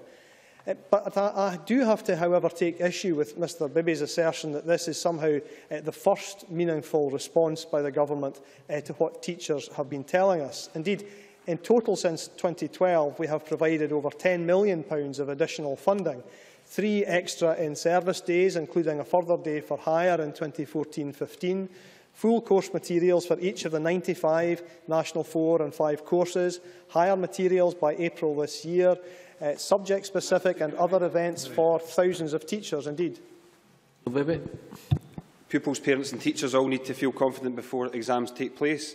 Will the Minister help alleviate concerns by ensuring adequate practice papers are made available as a matter of urgency? Well, I'm glad the member raises that, because I'm about to come on to that, because that was one of the interesting issues that was raised in committee yesterday. So I will, with his permission in a moment, come straight on to that subject. I think it's important to say first that the £4.75 million that I announced last week is specifically designed to enable local authorities to bring teachers together to work through the assessment process. And another crucial component was announced by SQA last week in that, because it now has clear evidence of good understanding of the standards required, and SQA has been able to make important changes to its approach to quality assurance beginning in April. And picking up on the point Mr Bibby makes, and which was made in the discussion yesterday around requests for practice papers, a specimen paper for every National 5 course has been available since February 2013. By the end of March, SQA will also produce guidance capturing those questions from past papers from the previous 3 years which are still relevant. And I am happy to ensure that this is made available, because this additional work will provide a rich pool of questions for learners to draw upon as they prepare for the new National 5s. By the end of this week, SQA will also release specimen papers for all new higher courses. SQA is also writing to all young people taking exams in 2014 to explain the new results services. And from this summer, all candidates who suffer a bereavement, serious illness, in a moment, who suffer a bereavement, serious illness or other exceptional circumstances will find they are much better served than under the previous appeal system, whilst others who wish to have their exam script rechecked have the opportunity to request this service. And for that reason, while the motivation of the Conservative amendment is reasonable enough, I believe that the concerns it raises have been addressed. But I'll give way to Mr Bibby. Neil Bibby. Thank the Minister for taking in an intervention. I wonder if he could clarify how many specimen papers in hires will be published, and also he'll be aware that concerns were raised about the lack of resources for higher textbooks. Can the Minister set the record straight and answer those calls? How much will be made available for higher course textbooks? Dr. Allen. Well, on the latter point, first, the Government has already recently made £1 million extra available to assist local authorities with the issue of textbooks, and we remain open all the time to assessing the needs that schools have. For instance, Education Scotland staff are in many schools just now discussing these very issues with schools. In terms of, what was his first point again? In terms of the number of specimen papers, there will be a specimen paper made available, as I say, within the next few days for all of the higher courses, all the new hires. It's also worth saying on the subject of hires, of course, that as I draw to a close, what I will say is, by way of conclusion, the Government is listening to not only parents and to schools, but to teachers too. We want to do what we can to ensure that confidence is not undermined at this crucial point, and we would hope that all parties understand that. Of course, crucial to this confidence is the knowledge that we have in place appropriate mechanisms for evaluation. So in conclusion, Presiding Officer, I hope that this serves to reassure members of the emphasis we are placing on supporting teachers, and indeed in listening to teachers as we do so. Thank you very much. I now call on Liz Smith to speak to and move Amendment 9140.1. 5 minutes, please. Deputy Presiding Officer, could I thank the Labour Party for selecting this topic for debate, what is clearly a very important time for the Curriculum for Excellence and the new qualifications. With fewer than 9 weeks to go until the 2014 exam diet gets underway, this surely is a time for some positive reassurance for teachers, parents and pupils that everything is on schedule. It's a time to thank the teaching staff for what I think has been a Herculean effort to ensure that they have coped with the disproportionate workload. And could I also take the opportunity to thank the Scottish Government for the funding package that was announced on Friday.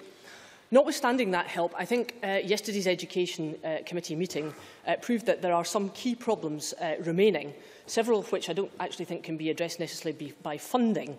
And I think that's something that's come up in the EIS and SSTA surveys. And I think they fall into 4 distinct areas. And I flagged them up because I think they'd be helpful in addressing some of the issues in the future. The first relates to the ongoing confusion and some mixed messages about some of the support materials, and that's something that was very clearly alluded to in the committee yesterday by Larry Flanagan. And I think, Minister, there was a little bit of confusion between the SQA yesterday and the teaching unions about the support materials and the specimen papers that are actually verified. And it would be helpful if you could actually clarify that, because Dr Brown's answer on this was not quite the same as some of the answers that we had elsewhere. So I think that would be very helpful. And on the question of verification for the National 5 exam, I think there is an area of concern that perhaps not enough has been done to explain to parents why in some subjects only interim evidence can be provided at this basis, because obviously when it comes to units 1 to 3 for some subjects, these are taught on a sequential basis. If you're doing biology or maths, you finish one topic before you go on. So the evidence is clear for Unit 1 at one stage. But in other subjects, in English or drama, they're taught at the same time. So it's not possible for them actually to come to a judgment about pass or fail. And I think that's led to a little bit of confusion. And I think the second issue is on the question of obviously in some subjects, I think business management is one of them, where it's essential that you pass all the learning outcomes at 50%, but for other subjects, you need only get the average of 50%. Now, there may be very good reasons for that, but I don't think, if we're looking at the academic robustness of that, I think we need to be very clear as to why that is, particularly as to how it relates to the verification process.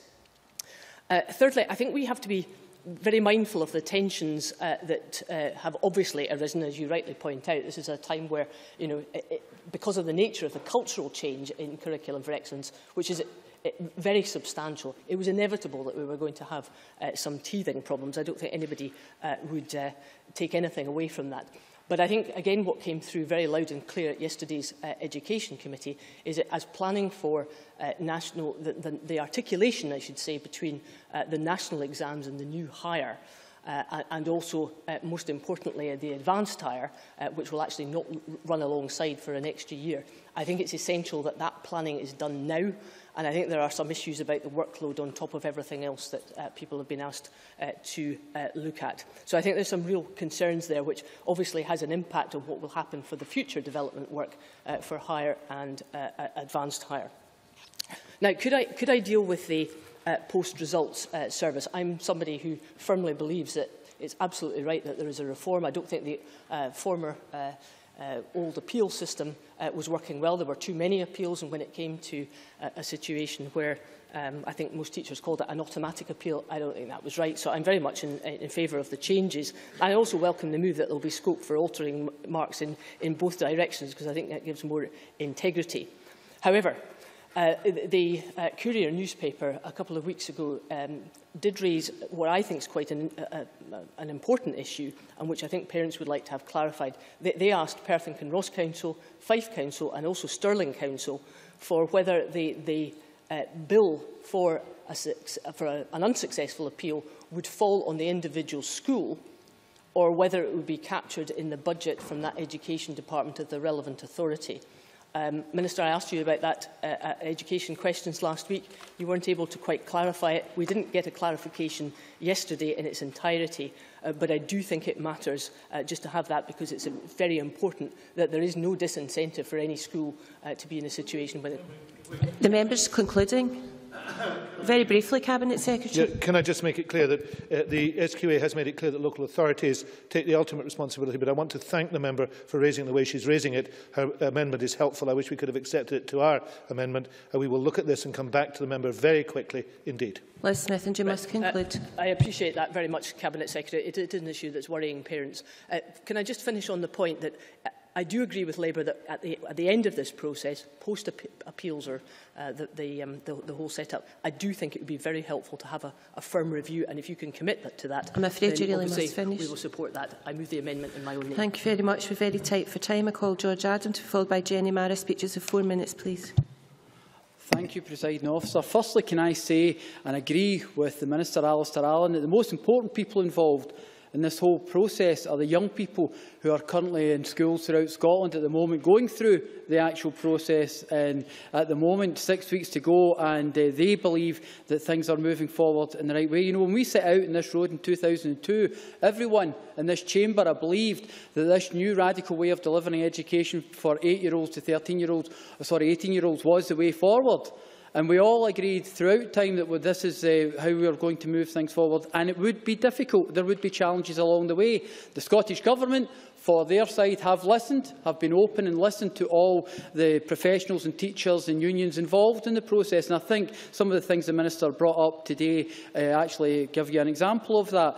One of the things I would say is I believe that Curriculum for Excellence is the way forward for our children and young people, giving them the type of rounded education that they all need to be everything they possibly can be in life. And I have faith that the professionals involved in the whole process will actually work with all the educational authorities to ensure that we do deliver everything successfully. And this isn't just blind faith, Presiding Officer. This is also the fact in some of the information we received at the Education Committee from various people as well. Even the EIS in their paper to the Education Committee said our raison d'etre as teachers is to ensure that pupils achieve their full potential. And let's not forget, that is what people go into teaching for. They want pupils to achieve their full potential. So for anyone to say anything different is actually doubting the professionalism of the people involved in education in Scotland. And Larry Flanagan went even further yesterday when he actually said our key priority at this stage is to ensure that the first diet is a successful one for the young people who are currently in secondary 4. Teachers across Scotland are working extremely hard to ensure that the new National 4 and National 5 diet deliver for young people and their families. Now, that's the most important thing for me, and that's the most important thing for all the parents out there. And we have to stay focused on the actual prize here, because we have been working on this on a cross-party basis since 2002. We are near. Unfortunately, Ms Dugdale, I won't be able to because I've not got enough time. If Labour actually want to have a proper debate and not a quick-fire round, we could possibly have that debate in full. But at this stage, I'd like to make some further points, because I believe this is an extremely important debate, and I will talk to anyone with regards to this. But also some of the information that was brought up yesterday as well was Dr Janet Brown as an example of the SQA working with the educationalists as well. She said one of the things that we have been doing over the past several months is very much focusing on the engagement that we have with teachers and with professionals to really understand the challenge associated with the introduction of the new qualifications. The teachers are absolutely focused on ensuring that they take best advantage of the Curriculum for Excellence, and the qualifications play an important part in that. Now, we can see from what was given to us in evidence yesterday that these are people who are all working together, trying to ensure that our young people get the opportunity that Curriculum for Excellence offers them. Something, again, as I said, we have all been working on since 2002 together, jointly, showing this Parliament at its best, working towards this. Presiding Officer, the Curriculum for Excellence is a new approach to learning and teaching. It's a type of transformation in education in Scotland to offer a more flexible and enriched curriculum for 3 to 18-year-olds. You know, for me, Presiding Officer, as I've already said during my speech here, this is the most important thing. Let's not lose sight of the prize when we're so close to the finish line. Let's support the professionals, have faith in them, and take this over the finish line. Thank you very much. I now call Jenny Mara to be followed by Colin Beattie. Thank you, Presiding Officer. I speak to support Scottish Labour's motion today, voicing significant concerns for teachers' unions and parents about the readiness of the Curriculum for Excellence and the changes it is bringing in Scotland's classrooms. And I want to put on record this afternoon my support for Neil Bibby's call for the Government to conduct an independent review of what the Scottish Government and its agencies have done to prepare teachers for the new National 4 and 5 exams, and for a plan of action to address the ongoing concerns of the SSTA and others. Because it is clear, Presiding Officer, from the contributions so far early in this debate, that these concerns are being felt in classrooms throughout Scotland, and not least in my home city of Dundee, where this morning the local Dundee Courier reported that Dundee City Council, is one of 9 councils where the consultation process has failed to happen, and I hope the Minister might address that in his concluding remarks. But, Presiding Officer, I would like to address a couple of issues today which deeply concern me in Dundee, and Angus about this, because I am really concerned that in 10 to 12 years' time that pupils will not be ready to sit their exams, because there are some significant developments going on. Over the last few days, the Times Educational Supplement has reported that by the end of this summer, Angus Council hopes to have transferred all its nursery teachers into primary classrooms to save £120,000. Now, the ministers know as well as I do that the Curriculum for Excellence is a learner's journey, and it starts at 3 years old. And I hope that they would share this particular concern of mine, that this is absolutely the wrong way to go, to be taking nursery teachers out of schools. Early years expert Professor Aline Wendy Dunlop warned this week that nursery teachers were in danger of disappearing from preschool education altogether across Scotland unless the Scottish Government changed the law to protect them, and she has recommended legislation to address this. Presiding Officer, the figures are actually quite shocking. Only 6% of pupils in Angus, in the whole county of Angus, 6% of pupils have regular access to a nursery teacher, and that isn't even a regular nursery teacher every day. That is the lowest proportion in Scotland, but nursery teachers are coming out of the nurseries across the country. The EIS has called for the Scottish Government as well to protect nursery teachers. And can I ask the Ministers and the Cabinet Secretary, is the Scottish Government concerned that they are entrusting the Curriculum for Excellence in the early years to staff with less qualifications? I would really like to hear from the Cabinet Secretary his opinions on that, because it was only a day after I raised concerns about early years practitioners being removed from 22 schools in Dundee and the lesser qualifications of the staff who will assume some of their duties, the Scottish Government announced a review of the preschool workforce and their qualifications. Perhaps the Cabinet Secretary will commit today to bring the findings of that review to the Chamber for debate when it is published, and then consider legislating to protect nursery teachers with the force of the law. I am sure that the Cabinet Secretary and the Ministers hear my plea that the teachers in the early years must be properly qualified if the journey of Curriculum for Excellence is to be successful. And I hope they will consider that suggestion. Thank you. Many thanks. Colin Beattie to be followed by Mark MacDonald. Presiding Officer, I would like to start by just extending my thanks to the committee clerks for producing yesterday's official report on the Education Committee so promptly. It's been very useful. Now, I know there's a high level of consensus that the Curriculum for Excellence will provide substantial benefits to Scotland's education system and will prepare our young people for a life very different to the one we had when we were their age. We're now at the cusp of a decade's worth of planning, and these 10 years have seen the involvement of many different stakeholders to ensure consensus has been gained around the fundamentals of change. Over 1,000 teachers were involved in the creation of new qualifications that reflect revised content, a new approach to learning and a focus on knowledge and skills. The Government further sought feedback from many more teachers beyond this, and in total we're looking at the involvement of over 5,000 teachers, academics and lecturers to help construct, design and implement the new curriculum. Simply put, this curriculum has not been designed in isolation. The Government have certainly sought the input of those who understand exactly what is required. Beyond this, the Scottish Government has provided £5 million of additional funding in the past 2 years, not to mention an additional 2 in-service days, one of which is intended will allow teachers time to reflect on the new hires for next year, as the Minister for Learning, Science and Scotland's Languages informed the Education and Culture Committee just yesterday. We have also seen the creation of all full course materials for each of the 95 national 4 and 5 courses, not to mention the subject-specific events that have been held to provide support for thousands of teachers. Another of the assets we'll see delivered as part of the package announced on 21 February is £250,000 of funding designed to allow local authorities to hold school-level events to improve parents' understanding of the new qualifications. And this step, I believe, is one that will enable help for students from all sources around them. They'll be able to go to both teachers and parents for support, and these measures should not be underplayed at a stressful time in the life of young people.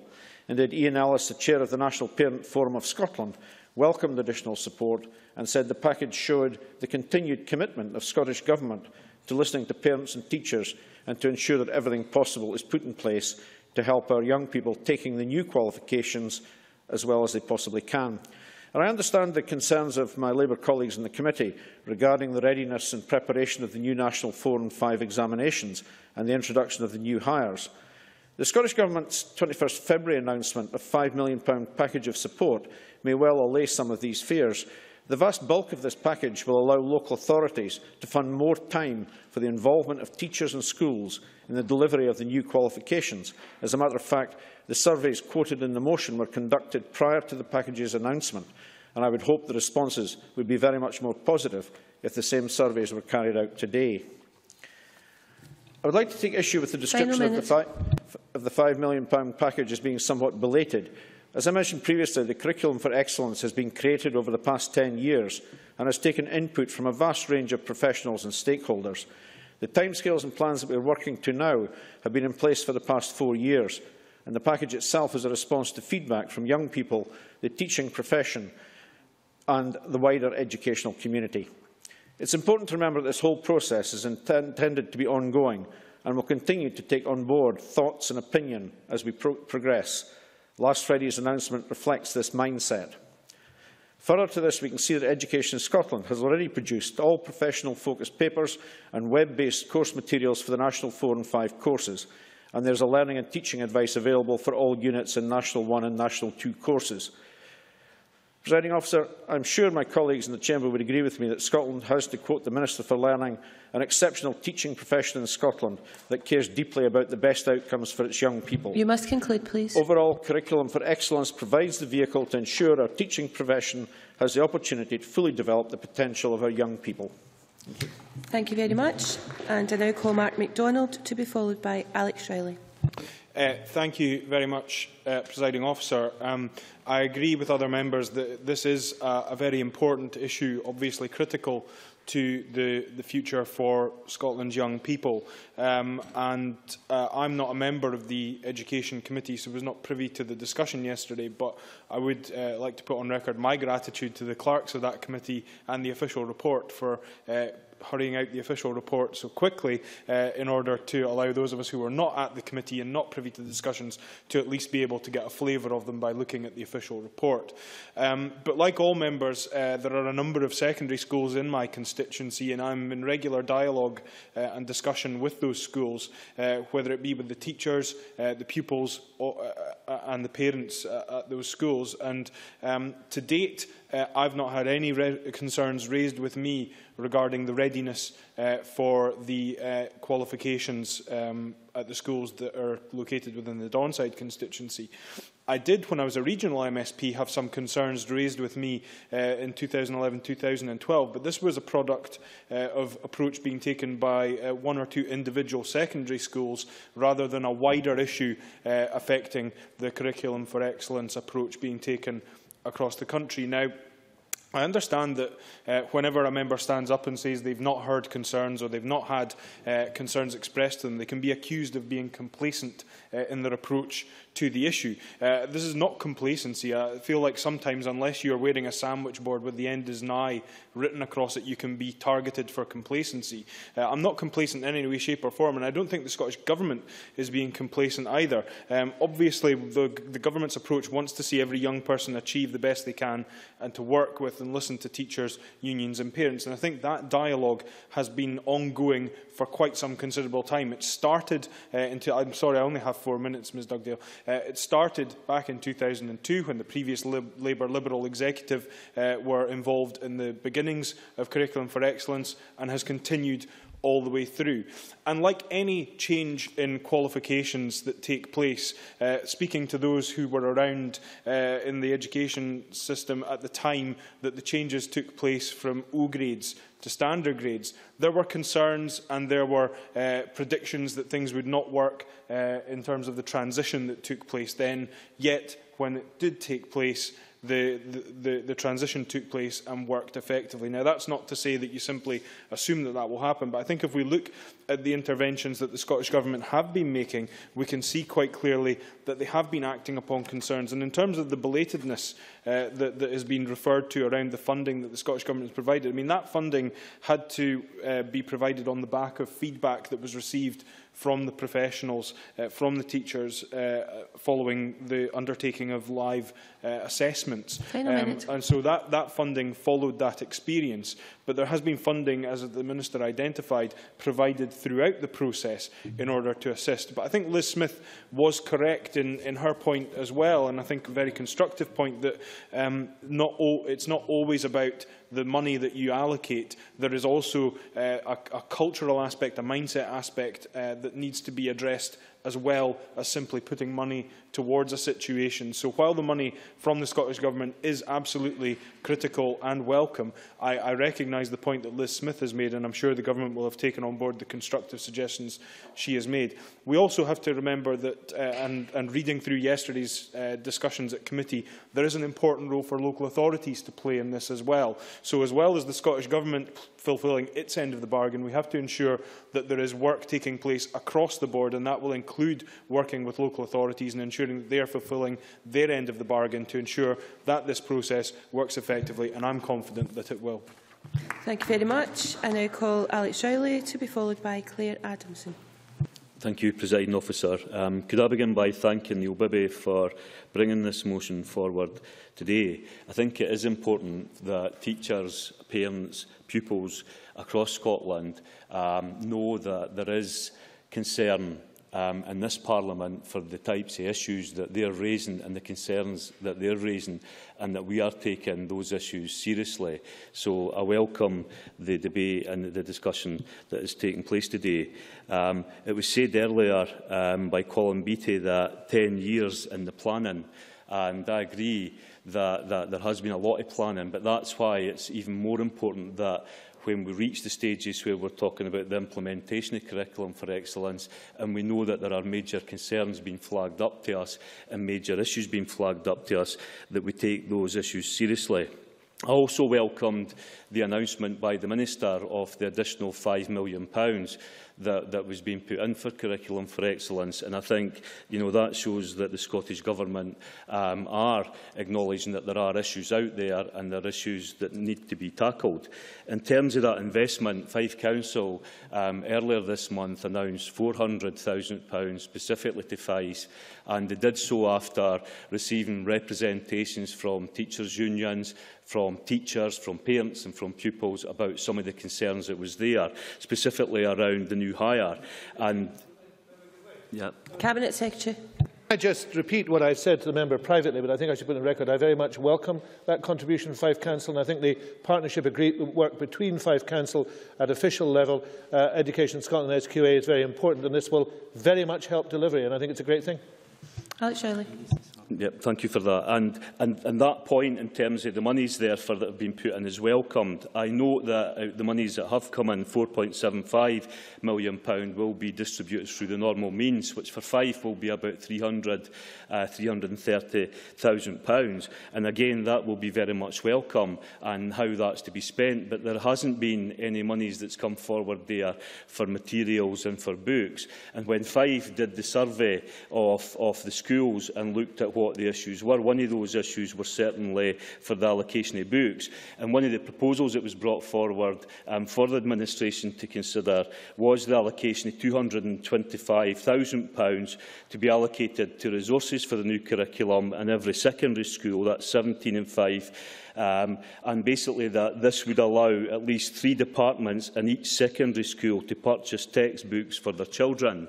So you can see how far, if there was £1 million put in earlier this year, you can see how far that would go. And my understanding for yesterday, for the evidence given by the teachers' unions, is that they are saying that there is an absolute desperate need to get more resources into the local authorities, directly to the schools for books. And I would make that appeal.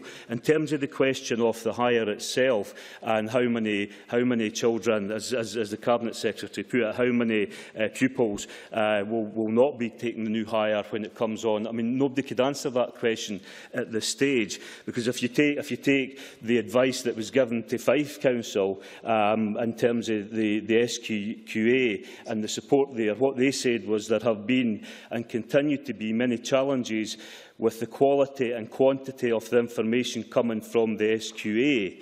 And that as a result of that, at this stage, it is not clear how many teachers, how many departments will be able to proceed with the hire in the next coming year. So, in terms of my time and winding up, what I would say to the Cabinet Secretary is it is disappointing, therefore, and to the Minister, it's disappointing in terms of the amendment that you're not willing to proceed with a review, because I do think we need to learn the lessons of this. We need to know where schools are at right now. Parents, pupils need to know where schools are at right now, and that review, I think, would have allowed us to do it. So, while welcome the additional resource, what I would say is that I would ask that you consider again the review, so that we can have that review, find out where schools are at, and ensure that we get that information out there to parents and provide the support. Thank you very much. Claire Adamson. Thank you, Presiding Officer. I'd like to first associate myself with the comments that Liz Smith made about the teaching profession and their Herculean effort in the implementation and the work that they're doing in Curriculum for Excellence. I absolutely agree. The teaching profession in Scotland is one we are proud of, and we really appreciate their efforts at what is a difficult time. A time of change is always a difficult time, and there will always be obstacles to overcome in that process. That being said, however, there was a lot of talk about some of the oral evidence given to committee yesterday, but I just want to remind that there was also written evidence given to the committee yesterday from the National Parent Forum Scotland. And in their written submission, they say much work has been done, particularly in the last couple of years, to prepare secondary teachers for delivering a new course on qualifications. So I do take issue with Neil Bibby's statement that for 2 years things have been just ignored. It's just not tenable to say that. There have been a no, sorry, I don't have time. There have been a range of resources, materials and events that have been made available by ourselves, Education Scotland and the SQA. Parents Forum go on to say, however, we are at a crucial stage for our children and young people. The National Parent Forum of Scotland has played its part in working in partnership with the Scottish Government to help parents and parent councils understand the reality of the changes against the backdrop of some particularly negative media at times, and also some scaremongering by those who can only have their own interests to serve and not those of our children. They also go on to say, we believe that if we really want to demonstrate that we want the best for our young people taking these new qualifications in only a few months' time, we need to get on and finish what has started nearly 10 years ago and provide that better learning and teaching experience from our children. We would hope that there would be no further talk of delay, of crisis, or sticking with old-style qualifications. So it's absolutely clear the parents want us to go on with this process and deliver what has been a transformational change in education in Scotland, and that is to be welcomed. Mr Bibby, in making a statement about ignoring things for 2 years, I actually have in front of me Education Scotland publication from May 2012. and it's progress in preparing for the implementation of curriculum for excellence in secondary schools, and it has 7 key findings. And if I have time, I've read some of these out. Overall, almost all secondary schools are making good progress in preparing for delivery and implementation for curriculum for excellence.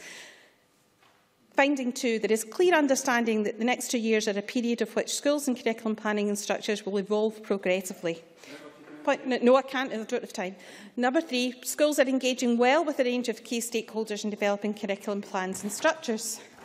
Finding number 4, overall secondary schools are making good progress in the preparation for the new qualifications and are on track to implement them within the national timescale without invoking exceptional circumstances. Point number 5, while we progress, it is really generally good, it is clear that some departments will need more support to help them prepare effectively for the new qualifications, and there are key areas in which that support is going. There are 7 items in 7 key findings in this report, which paint a picture of an Education Scotland which is working dynamically with our secondary sector in ensuring the delivery of curriculum on time. Now, I appreciate that some of the changes, because it's a dynamic process, will have increased workload among teachers. But there's absolutely no doubt that the additional funding announced by the Government last week will give the EIS in what they wanted, which was the time and space to deliver the National 4 and 5 exams effectively. And in Lara Fagan's own words, the EIS believes that this new support package is a positive development and will be very welcome for our secondary schools. Let there be no doubt, we are on track to deliver this transformational change in Scottish secondaries, and parents and pupils should take confidence from this debate that that is going to be on track. Many thanks. We now turn to the closing speeches, and I call on Mary Scanlon. 4 minutes, please. Thank you, Presiding Officer. Can I first say to Neil Biddy that if he continues with performances such as today, I think your day will come as Education Secretary. And can I also say, Presiding Officer, that Scottish... Order. Your day will come. Come on, I've only got a few minutes. Can I first say that we would be content to support the Government amendment today to the Labour motion on the basis that they will bring forward the independent review. So it would be very helpful if the Minister could confirm whether or not that will happen in his summing up speech, so that we all know how to vote. Can I thank, as Liz Smith did, the Labour Party for choosing this subject for debate in their own business time, and what could be more important than the education and opportunities of young people across Scotland. The motion set out in the name of Neil Bibby today is thoroughly reasonable. Noting the serious concerns expressed by teachers and the worries of parents and pupils about the readiness of preparation and indeed the level of support for these new exams. The SSTA and the EIS have also expressed the levels of anger, disappointment and frustration on behalf of their own members. And can I also put on record, as Claire Adamson, Liz Smith and others have said, the excellent first-class work being done in our schools, and I have no doubt that this will continue, and any issues raised is issues concerning maintaining that excellent standard. Some weeks ago, Kezia Dugdale and I were invited to a meeting with the Minister, Alistair Allen. I was delighted to accept, being new to this portfolio, and I knew it had to be either an important Government announcement or further information on National 4s and 5s. I knew it couldn't be an important Government announcement because there was nothing on the radio or the papers that day, so I was very pleased to go to the meeting to get an update on the exams. The update was very informative, very upbeat and very positive. I left in no doubt that everything was on track. I was so impressed that things were going so well that I was amazed that another £5 million had to be spent to sort things out only weeks after this meeting. But with 9 weeks to the exam, Scottish Conservatives want to work with the Government in an open, transparent and constructive manner. Education is too important for anything less. Presiding Officer, all parties have a stake in the successful implementation of the national exams, and I hope the Government will look back and reflect upon several of the thoughtful contributions that we've heard today. In particular, Neil Bibby and Liz Smith, I felt, struck the right note. between expressing the concerns of the teaching profession and recognising that this year's exam diet is less than 9 weeks away, and when 93% of teachers respond to an SSTA survey saying they feel Education Scotland and the SQA have not offered enough support, then it's clear that there are significant issues with the rollout of the new exams. Some of the issues around course materials are worrying, and as others have pointed out, should have been addressed in advance. I did hear what the Minister said today, and I was comforted to an extent about what the Minister said. But I did receive an email from a parent in Inverness today who said she was at a parents' meeting last night and as a parent of a child with some literacy difficulties and autism, I would like to ask how we are supposed to sufficiently prepare our child for the new format of the exam without more than one sample.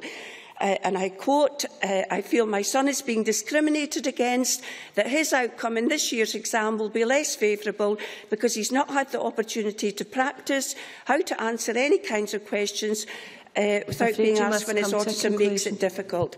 I do hope the Minister will take this on board, and I think I've just, that's about the end of my speech, I would like to pay tribute to the teaching profession in the excellent work that they have done and put on record again. We would like the Government's support for the independent review, and we are committed to working with the Government to make Curriculum for Excellence a success. Thank you very much. Now call on Meg Russell, Cabinet Secretary. You have 6 minutes. Thank you very much, Presiding Officer. Can I at the outset confirm the ongoing, continuing, long-lasting support of this Government for Curriculum for Excellence? Not only words, but actions. Again and again, we've made sure that all the resources required are in place, that the work is being done to support teachers, to support schools, to support local authorities, above all to support pupils. We have kept faith with Curriculum for Excellence because that's the right thing to do, because it is a dynamic, modern education system that will serve Scotland and Scotland's young peoples well. I will go on doing that through these, the first diet of exams, because Curriculum for Excellence is not a process, as Liz Smith knows. It's not an event, it's a process. It's the way we do education in Scotland, and we'll carry on with that for years to come. I think that others in this chamber have taken the same position. I'm grateful to Liz Smith. Her speech was absolutely tremendous, and we're going to miss her in her portfolio because she asked exactly the right questions. Well, I'm glad she's not going completely, because she asked the right questions. I'm going to answer some of them in a moment. The party that has wobbled on Curriculum for Excellence is the Labour Party, regrettably. We heard that today, summed up by two things, one in this chamber and one outside. Mr Bibby asserted at the start, and I'm glad Alec Rowley drew attention to it, about the numbers, given so many young people not taking the hires. Mr Bibby could not know. It is impossible to know, as Mr Rowley confirmed, how many young people may not take the new hires.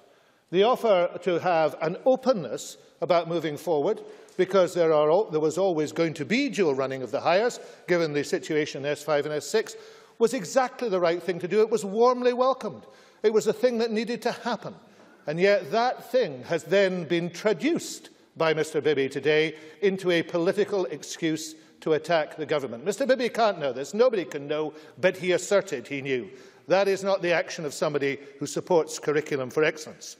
And regrettably, Kezia Dugdale did the same in the Times Educational Supplement 2 weeks ago, and I look forward to her speech because I hope she has moved away from this position.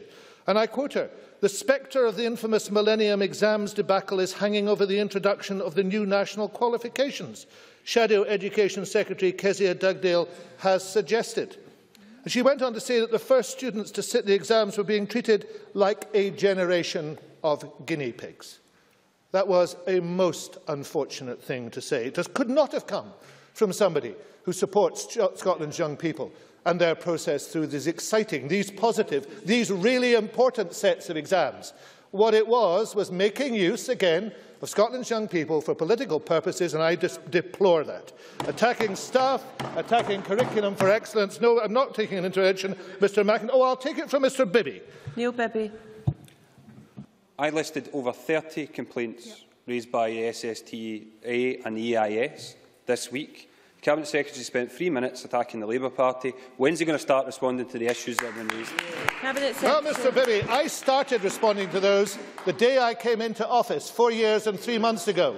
And I've gone on responding to them by meeting the unions, by meeting teachers, by spending time in schools. Mr Bibby, I was responding to them when you hadn't even heard of Curriculum for Excellence. Cabinet Secretary, the Chair, let me now come on to the issue of a review. I'm grateful to Alec Rowley's remarks. Incidentally, I think he's right about the allocation of resources. We should all do that as much as we could.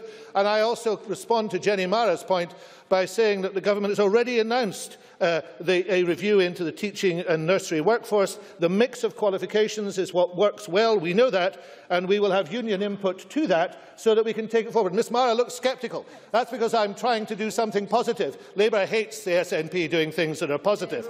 But let me now come to the issue of the review. Because the review process does already exist, and I want to make that point. Pardon, Presiding Officer? Sorry, I'm just telling Ms Mara you weren't taking an intervention thank you so that very she could much resume for her seat. confirming that. The review process already exists, and I want to point to it because I hope it will help. I will take Liz Smith if she wishes to intervene. Liz Smith. Secretary, for taking the intervention. I think one of the purposes of the review is to deal with some of the issues. And can I just quote what Dr Brown said yesterday when it came to the issue of the specimen papers? We are looking at a significant number of previous practice papers that are available and identifying what aspects of those papers are relevant to and valid for the current qualifications. It does imply there's a lot of work to be done, and that's why the review... Cabinet Secretary, you're approaching your last minute. I understand the point. Let me make 2 points about the review because I hope it can reassure the fair-minded in this chamber. There are 2 parts to it. The first is the management board is independent of all practitioners. It brings in all the experiences. It has a job to review and to plan constantly. I am happy to ask the management board at the conclusion of the first set of diets if they will take a special look at what has taken place in this set of diets. But there's another review already announced. The OECD has been invited to review Curriculum for Excellence. It has engaged the support, with our encouragement, of the Royal Society of Edinburgh, 2 bodies that are absolutely unimpeachable in these matters, and it will look at it at the right time, because it would be utterly wrong to undertake a full review of Curriculum for Excellence and its effect while the programme is not complete, when the hires have still to take place. It would be disruptive. Now, can I make an appeal to this chamber, Presiding Officer? Labour was wrong to approach the debate in the way it has approached it today. I hope at the end of the debate we might have from Kezia Dugdale something more consensual.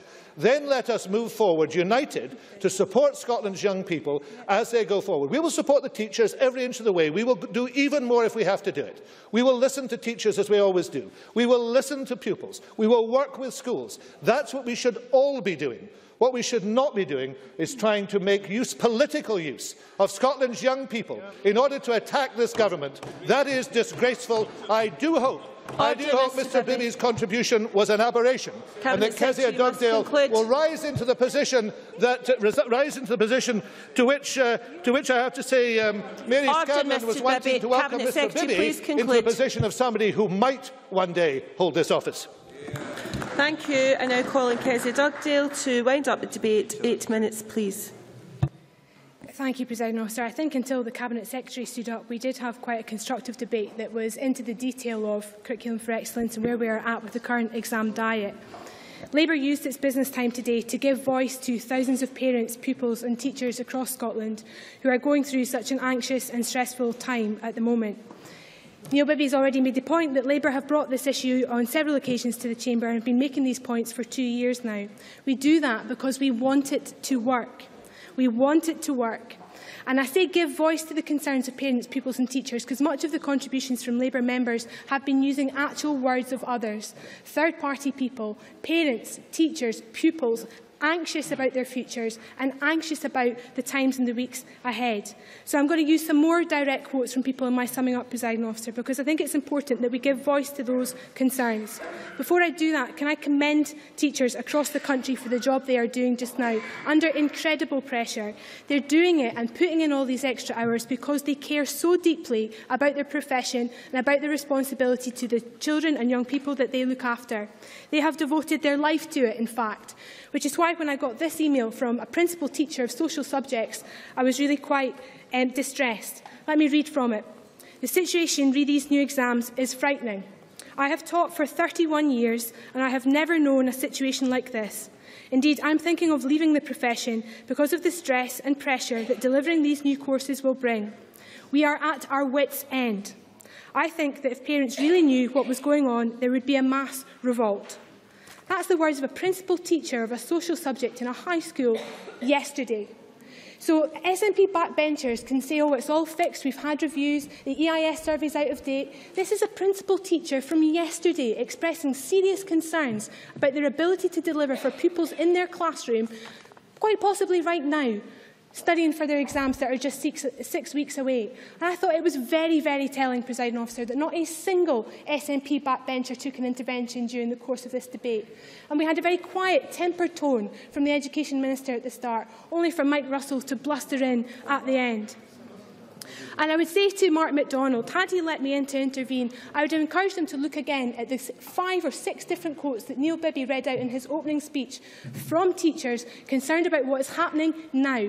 Perhaps he can go back and look at the official report again, and then he can assess it to himself whether or not he actually thinks there's anything to worry about. Mark MacDonald also made a comparison between the standard grades and higher still and what we have now. And I would say to him that the standard grades and higher still were introduced over a 10-year period. We have got sets of exams just now that are being introduced over 2. That's the difference. That's the problem that we're facing at the moment. That is why Larry Flanagan is left saying, we have not encountered as widespread anger and disappointment and frustration with the exams that we are currently witnessing. That's Larry Flanagan using those words. George Adam, another member that didn't take any interventions. We've got a quote from a teacher in his constituency who says, the lack of planning, organisation and support given to teachers is a disgrace. That's a teacher in your constituency, Mr Adam. And you have nothing to say and to say everything is fine. Mr Fitzpatrick says who runs the council. Of course, it's got nothing to do with Alistair Allen and Mike Russell. It's the council whose fault it is. There we go again. Mr Fitzpatrick, where were you 2 hours ago? Now we know the blame game. And I would say to Claire Adamson, another SNP member who failed to take any interventions, that Larry Flanagan has said, words like anger, frustration and disappointment are not words which teachers use on a whim. Why are these serious concerns from committed professionals not being respected and being rewarded with a review? That's Larry Flanagan pointing out very clearly that these are serious concerns from teachers. On the point around the £4.75 million, Presiding Officer, we welcome that money. But of course, EIS have said that it's too late to make any impact on the National 4 and 5 curriculum and the exams that are 6 weeks ahead. I would welcome an acknowledgement from the Government Minister that is in fact the case, that this additional money will do nothing to help those people facing 4s and 5s. Presiding Officer, the Cabinet Secretary sitting there shaking his head. If he would like to correct us and tell us that that £5 million will be helpful in the next 6 weeks, I'd be willing to hear it. So, no response. Mr Russell. Helpful to all teachers and all pupils. Ken Stockdale. Perhaps he can phone Larry Flanagan after today and put that point to him.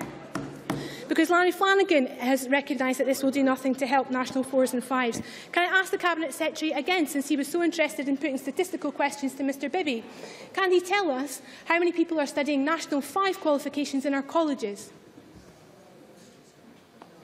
No, he doesn't know the answer to that.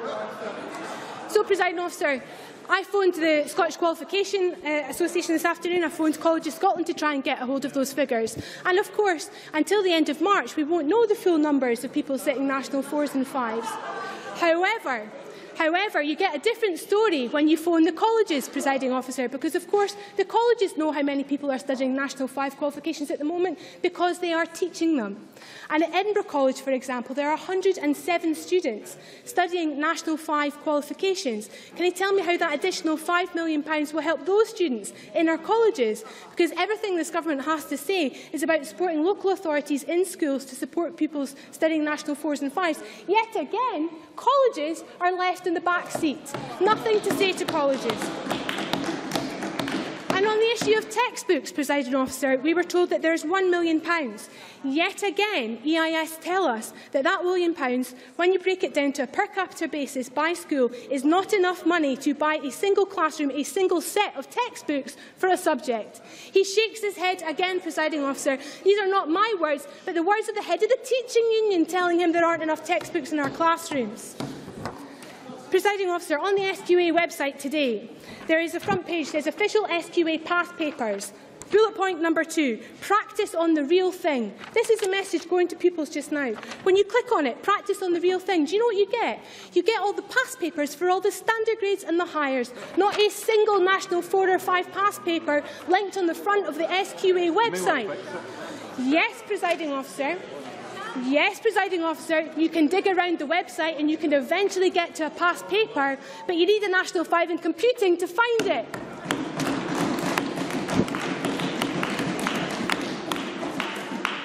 Apparently that's absolutely pathetic, Presiding Officer. Just for the benefit of the official report, I would quite agree. It is pathetic that a pupil in this country cannot go on the SQA website and see what type of exams they are facing in 6 weeks' time. The Labour motion today...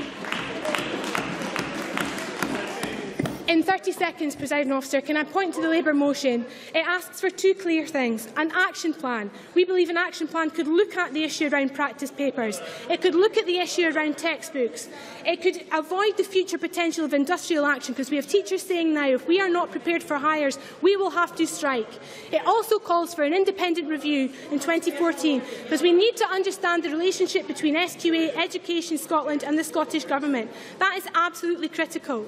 So in saying that, Presiding Officer, we cannot support what the Government are setting out today. They are being complacent in their approach to the new exams. We fully support Curriculum for Excellence and wish the students who are facing these exams in the next 6 weeks the very best of luck. Thank you very much.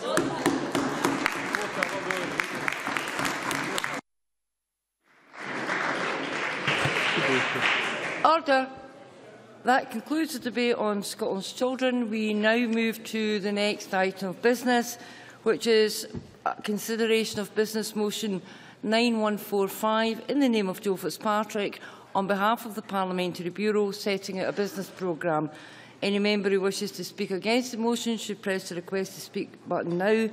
And I call on Joe Fitzpatrick to move motion number 9145. Presiding Officer, this motion was agreed at Bureau on Tuesday and I commend it to the Chamber.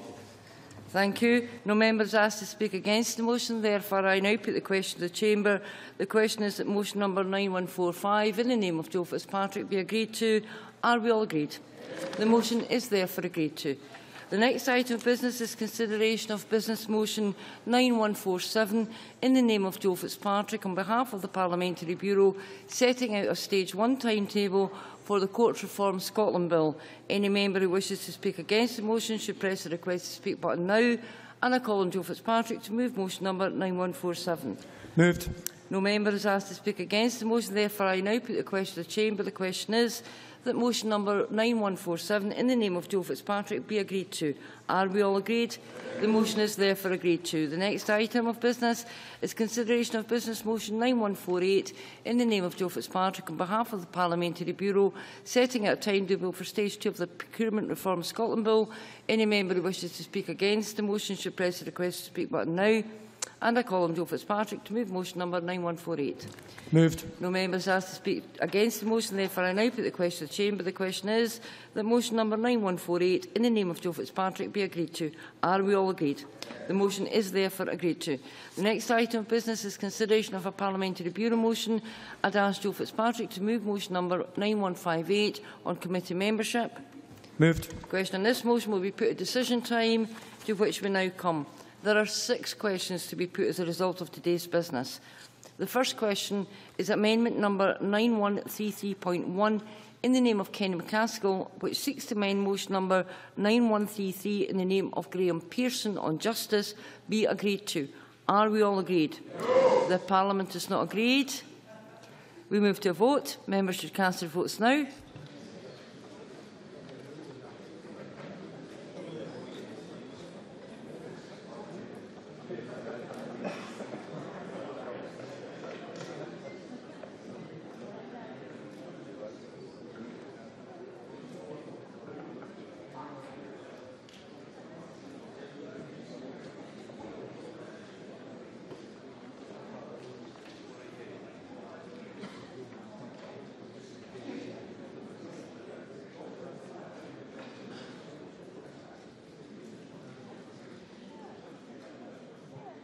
The result of the vote on amendment number 9133.1 in the name of Kenny McCaskill is as follows. Yes, 64. No, 52. There were no abstentions. The amendment is therefore agreed to. The next question is that motion number 9133, in the name of Graham Pearson, as amended on justice, be agreed to. Are we all agreed? Yes. The Parliament is not agreed. We move to a vote. Members should cast their votes now.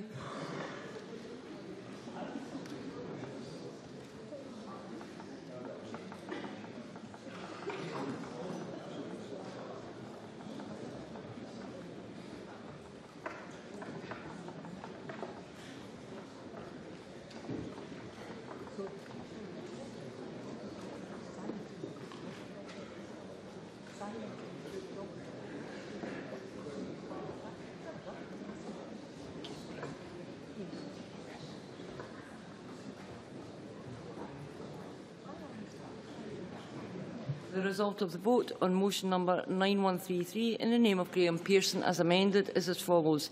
Yes, 63. No, 53. There were no abstentions. The motion as amended is therefore agreed to. The next question is that amendment number 9140 in point 2 in the name of Alistair Allen, which seeks to amend motion 9140 in the name of Neil Bibby on Scotland's children, be agreed to. Are we all agreed? The Parliament is agreed. The amendment.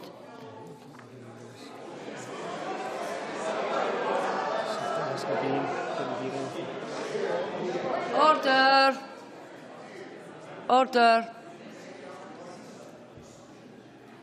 The last motion, the amendment that was disagreed to, was nice and loud. Thank you very much, Mr Johnson. If members wish to disagree, can you please make your voices heard loud and clear? The next question then is amendment number 9140.2 in the name of Alistair Allen, which seeks to amend motion number 9140 in the name of Neil Bibby on Scotland's children, be agreed to. Are we all agreed? Yes. The Parliament is not agreed. Therefore, we will move to a vote. Members should cast their votes now.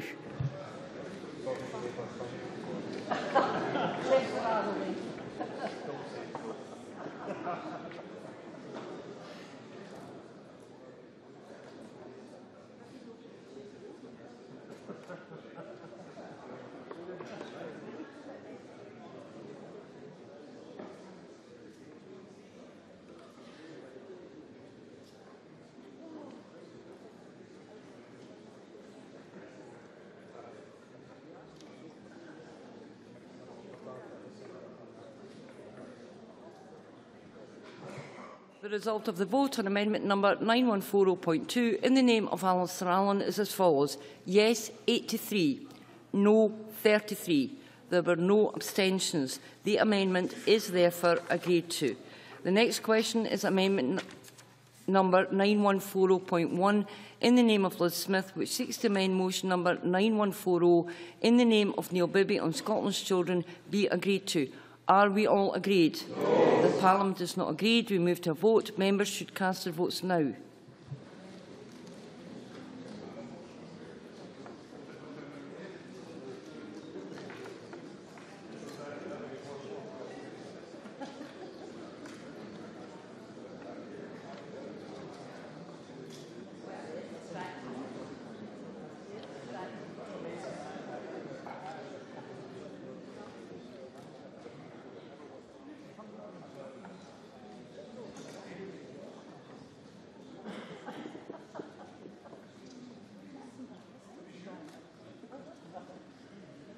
The result of the vote on amendment number 9140.1 in the name of Liz Smith is as follows.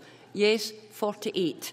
No, 68. There were no abstentions. The amendment is therefore not agreed to.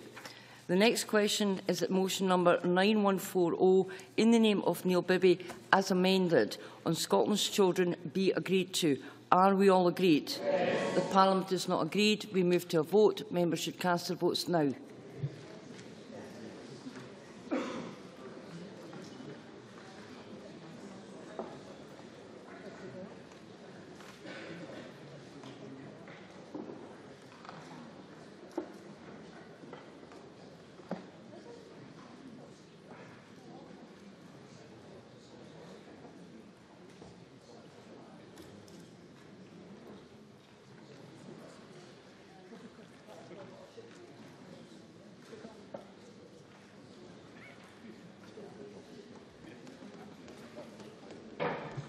The result of the vote on motion number 9140 in the name of Neil Bibby is as follows.